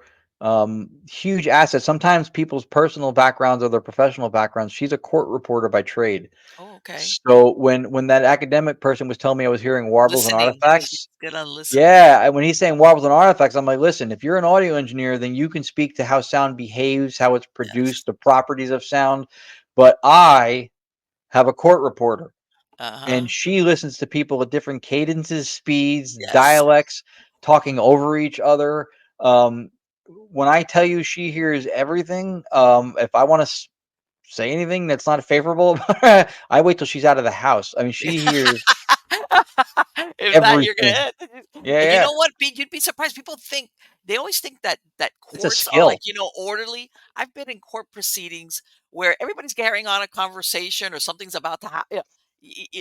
And supposedly people are not supposed to do that, but you Yeah, got no, stuff no. going on, especially if it's a smaller courthouse. And a lot You of them are know. virtual now. A lot of the stuff she does is Oh yeah, virtual. They're not now even in the everything. courtroom. So now she's listening to recorded audio Yes. of testimony and people talking over each other on the record who shouldn't Oh be. my God. So when the Yes. guy is an audio engineer and he's telling me that these are not words and stuff, I'm like, listen, Yes. I'm He not the must. one that needs to stay in his lane. You are. I have a court reporter, and she gets paid Let by me the tell you state of New something. York to listen to audio for official testimonies. And Let me when tell I you something. tell She you, I must. can She be must get. Ask her if she gets paid extra when they have an interpreter in the proceedings. She must be ready to pull her hair out. I wonder if she does. That's great. I've been sitting at my desk in this room Uh-huh. listening to audio, reviewing it. If I don't have headphones on, if I'm just using the sound bar, and from the other room, she'll be like, "Wait, rewind that. Rewind what? There's something there. Are There you you go. serious?" Yeah, but man, And she's great. She's like, what? That's the best thing you got. That's like a forget it. And in so other words, she that's where a lot of understands. my confidence of I know I'm hearing words and this is not sound artifacts because Uh-huh. not only have I not had a problem with my hearing my whole life, that's her area of expertise. That's her focus. Those people who I produce know she sound and absolutely does. engineer sound, good for you. You know a lot of the properties and behaviors, but when she hears it, that's her authority, and Yes, and she's good. absolutely. Ron, I want to thank you so much. It has been fantastic to speak to you. You said something that you're going to be working on another book. Yes. So we are doing. Our calendar's been busy, and thank God. We're doing a library lecture this coming Saturday in New Jersey. The following weekend, we're in Gettysburg doing a Hmm. Spirit Squad event with Intuitive April, Sam Beltrusis, Alec Matsuo, amongst, I don't know if there's any other people. Forgive me if I'm forgetting. In January, we're doing the Hanover Tavern Paracon again Hmm. in Virginia. We'll be doing a few different Paracons this year. We'll do the New Jersey Parunity as always, Gettysburg Battlefield Bash. I believe we're also doing the Penhurst Paracon this year, Oh, and you're going to Penhurst? yeah, and so and this is, and I wanted to be able to say this. Oh. We were kindly and honored to be invited in September for Hmm. 5 days to the Festival of the Unexplained in the UK. Wow. So we're going to be speaking, we're lecturing, we're doing panel discussions, Okay. investigating some places that are over 600 years old. And we're Okay. doing, amongst the other speakers with us are Dave Schrader, Cindy Kaza, Shane Pittman. They have the Holter crew back Hmm. together. Danny Moss. There's a bunch of people um, who put this together who are phenomenally kind people. They had heard about what we were doing with Staticom. I know one of the people was who's a sweetheart, Daryl Marston from Ghost Hunters, had told them about us. They watched some of what we were doing with Staticom, which are files on our Gagnac Paranormal YouTube channel and on Okay. the evidence page of GagnacParanormal.com. So they had seen some of that. So we're also excited. We're going to the UK. So we're bringing home our method, which was Oh, adapted and adopted from a European method of direct radio voice, okay. back to Europe. That's That's great. cool. Book five probably finished sometime in 2024, as you mentioned. And again, thank you. No, the Four books contrary. on Amazon. The last one that came out was the Paranormalization Memoirs of an Academic Layperson, which my goal, especially in this book, but in all of them, is not to show you what I know and that I'm right. It's to provoke thought. So if I'm saying stuff and you're reading it going, no way, I don't agree with that. The fact that I thinked into something else is what I'm trying to True. do. I'm trying to Exactly. provoke thought, and at least we need to know why we're doing it. We need to know what's Mm. been done before we were doing it. Are there gaps in my knowledge? Absolutely, and Of I course. spend time constantly trying to fill those. You know what? Have you ever had anybody says, "I know everything about the supernatural?" It's like, "Yeah, all right, be quiet, go away." Everybody No, no, anybody it's that says that is like, "Forget it. Forget it. They don't know what they're talking about." Right there. That's your first tip off is like, "Whoa." What you yeah, know a lot about is your ego. That's what you know a lot about. yeah. But anyway, if they go to your website, which I will put in the credits of the show, you do update there for all the events that you're going to be attending. Yeah, that's what I started doing was everybody makes those little picture flyers with who's going to be appearing and all the information. So instead of just putting like a calendar listing, I actually put those little flyer things up, and if you click on them, they expand. Hmm. Um, Okay. there's going to be more of them going up. Some of the ones we're doing June 22nd with I don't know if you know the paranormal investigator drag queen Monique Too Soon No. runs events at the Wilson Castle, which I believe Okay. is in Vermont, Okay. not far from the border of upstate New York. Um, Yes. we were invited. We worked with her at the Massachusetts Paracon this year, and she wanted to Okay. bring her up to Wilson Castle, so we're doing that in June. Okay. Um, so there's going to be things I'm going to forget that are on there, but the UK thing for Festival of the Unexplained, we were really excited about that because that's 5 days, expenses covered. They bring you out, and it's just and they Okay. treat you incredibly well. And we were honored to be on the year that they're. This is the only Paracon I think in years, if ever, that Right. has the Yes. Holter files, Cindy, Dave, and Oh, Shane really? at the Okay. same Paracon. Oh, Um, really? and Okay. that's the one we're speaking at, and we're bringing Staticom to do. So Okay. That's got to be so interesting. You know, for everybody of a certain age, Hans Holzer, once upon a time, this was the only guy that was putting books out there that's right. about, that he would act kind of like have, bring in psychics, mediums, trans mediums, put him Yep. under, and he did his thing. I remember my first books about ghosts were by Hans Holzer. That's Hmm. why I love that show because I was like, hey, I remember that. I remember. A lot of people like the show. Yep. A lot of Yeah, people liked it. because that predates a lot of everything that came afterwards. Yep. Again, thank you so much, Ron. It has been absolutely wonderful, and I want to wish you the best of luck of all your projects. Thank you very much. As long as I keep getting asked to come back here, I know my luck is good. You got it, sweetheart. Take care. Bye bye. Okay, that was so good. Mm, sorry, guys. I have a dry throat. When you think about it, I love those advances.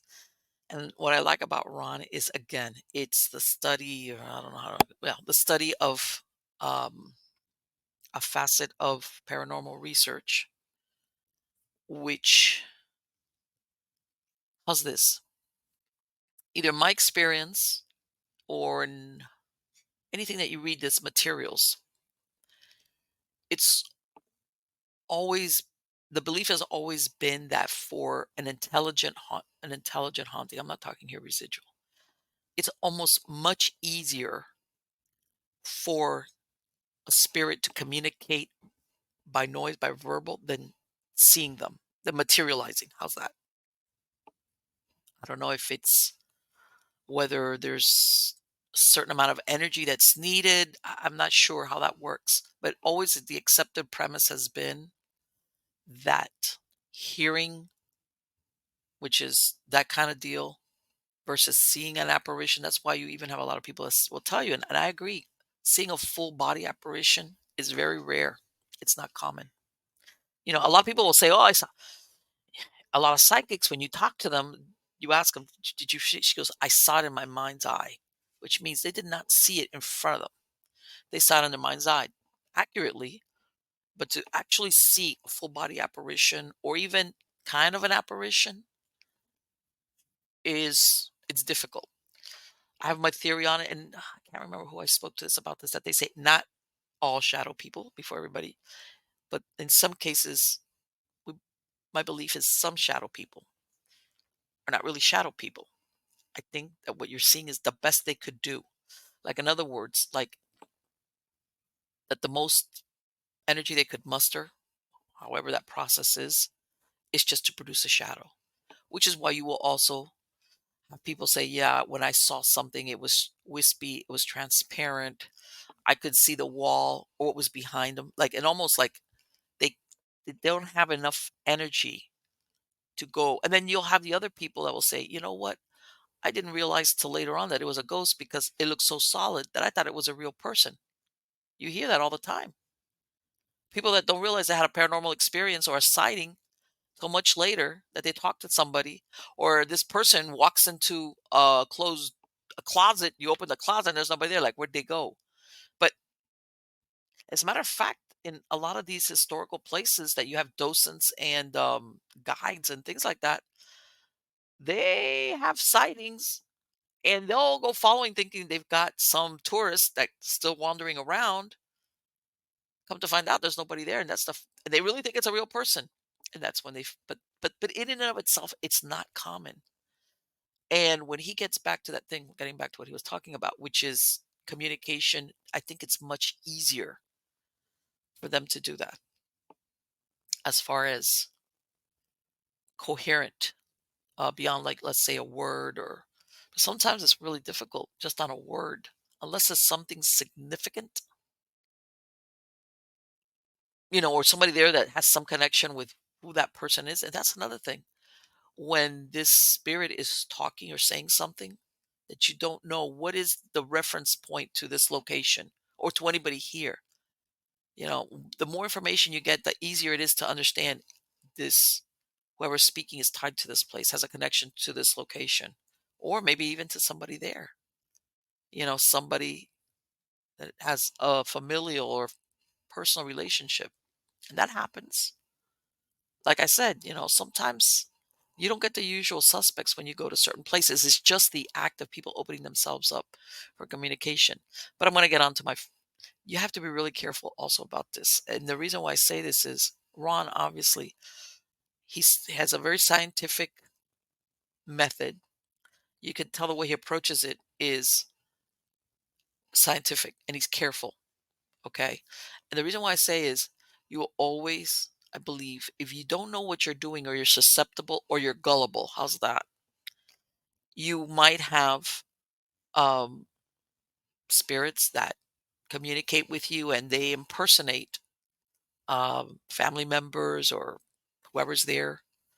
And they kind of lure the person in pretending. And I'm sure everybody's heard about these stories. And um,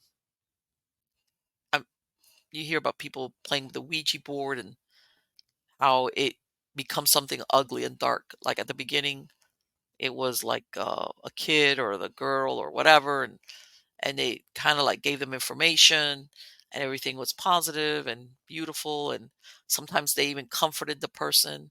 And the next thing the communication turns dark and malevolent, and in some cases, then you also have some types of attachment. So that's what I'm saying. The flip side of spirit communication is when you're not doing it under a method of either scientific approach or, and for all we know, I don't know, I didn't ask him about that. But you always have, even the most die-hard analytical paranormal researcher will tell you, before I engage in any of whatever I'm doing or I visit any of these places, I pray and I pray for protection. And they'll tell you that it's like, even if I'm the hardcore, I want to record something, and unless it's there, I'm not, just in case, because they understand, again, the nature of this. That is that as much as we know or we think we know, I think there's a lot that we do not know as far as what is there on the other side. Are we talking just human spirits, non-human spirits?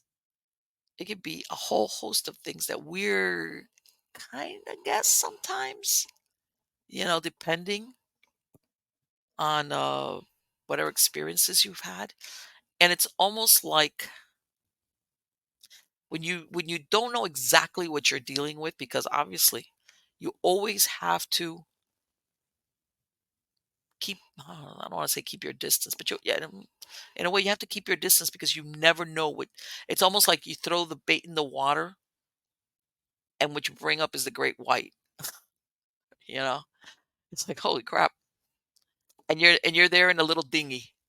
Jeez. you know you're thinking you're going to land the snapper or something, or whatever. Let's say I'm ocean fishing, your little dinghy or your little thing. Or if you're freshwater, you bring up a sturgeon that's about 10 feet long. That's part of, or you land something that's not supposed to be in that body of water. You thought until all of a sudden you got it on the line. You see what I'm saying? So, like anything having to do with the supernatural, as interesting as it is, and I'm glad that people are approaching it um, from a scientific point of view, you still always have to be careful because again, this does not that world does not conform linear the way we live. How's this? What we think of as cause and effect here is not the same as over there. It's not. You could have the best intentions of like, oh, you know what? I want to communicate either with a certain person or a certain family member or just, all light, love, and butterflies. And, I just want to like record. But in reality, you really don't know who is communicating back. You hope, you pray, you ask for protection. But at the end of the day, it's like there's no guarantee. You know what? You don't got a bouncer at the door saying, no, yeah, you can go in, but no, you can't. You will have some mediums that when they go into trance, they'll say, I have a control on the other side, which doesn't let any, what's the word I'm looking for? Like any spirit come and use my vocal cords that I don't approve of. I've heard of that. But then again, that's a whole nother show. But yes, I think it's fascinating. Oh, I gotta look up all that stuff, especially about Marconi and all these people. That's what I like. I like it when people capture stuff when they really weren't looking for it. When it kind of like here he is that I'm trying to record bird song, and the next thing you know, I'm getting communication that nobody was around. So how did this get in here? And like he said, even for the ones that say, the what they're picking up is some type of radio station, whatever. Let me tell you something. If it makes sense, how's this? If it is the tail end of a question you ask, I mean, come on, what are the chances of that? That's incredible. That's very difficult to do. I mean, the odds on it are astronomical. But then, of course, you have the naysayers, and I think that's part of what Ron is talking about. That unless he really, really does everything in a certain method, that this is what we did and this is how we did it, and we've developed something where you can't say it's a radio interference or we're picking up something. It, we've ruled that it's not that we don't think there's no way for that to have fed into whatever's coming through. In other words, we're eliminating all these different ways that people could say, well, it could be this, or it could be that, or it could be the person in the next room. Mm-mm. I think that's super interesting. All right, guys. Hope you find I have a lot of great guests lined up for 2024, season 15 of Stories of the Supernatural. Please sign up for my newsletter, mppellicer.com. I have links there. Again, I have stories, articles. Look me up on Erie.news. I usually will read some of my own articles. I read up on some weird stuff that's going on out there. Some of the stuff is cute. It's irreverent, but it's still paranormal. It's still interesting. Um, all that stuff. If you have a weird little heart, go check out my newsletter and MiamiGhostChronicles.com. I have links to everything there. Again, if you want a link to uh, these shows, Stories of the Supernatural, Nightshade Diary, Supernatural Storytime, and you don't want to have commercial interruption, I have copies of all my shows from the beginning. You can listen to them on the browser or download the MP3 file without commercial interruption, right? Because in all the other places where all these podcasts or video versions they distributed to, you're going to get interruptions for advertising because advertising makes the world go round. So until next time, don't forget and subscribe to wherever you find us if you want to get notified of when we're going to put out a show. So till next time, thank you again. You are all wonderful.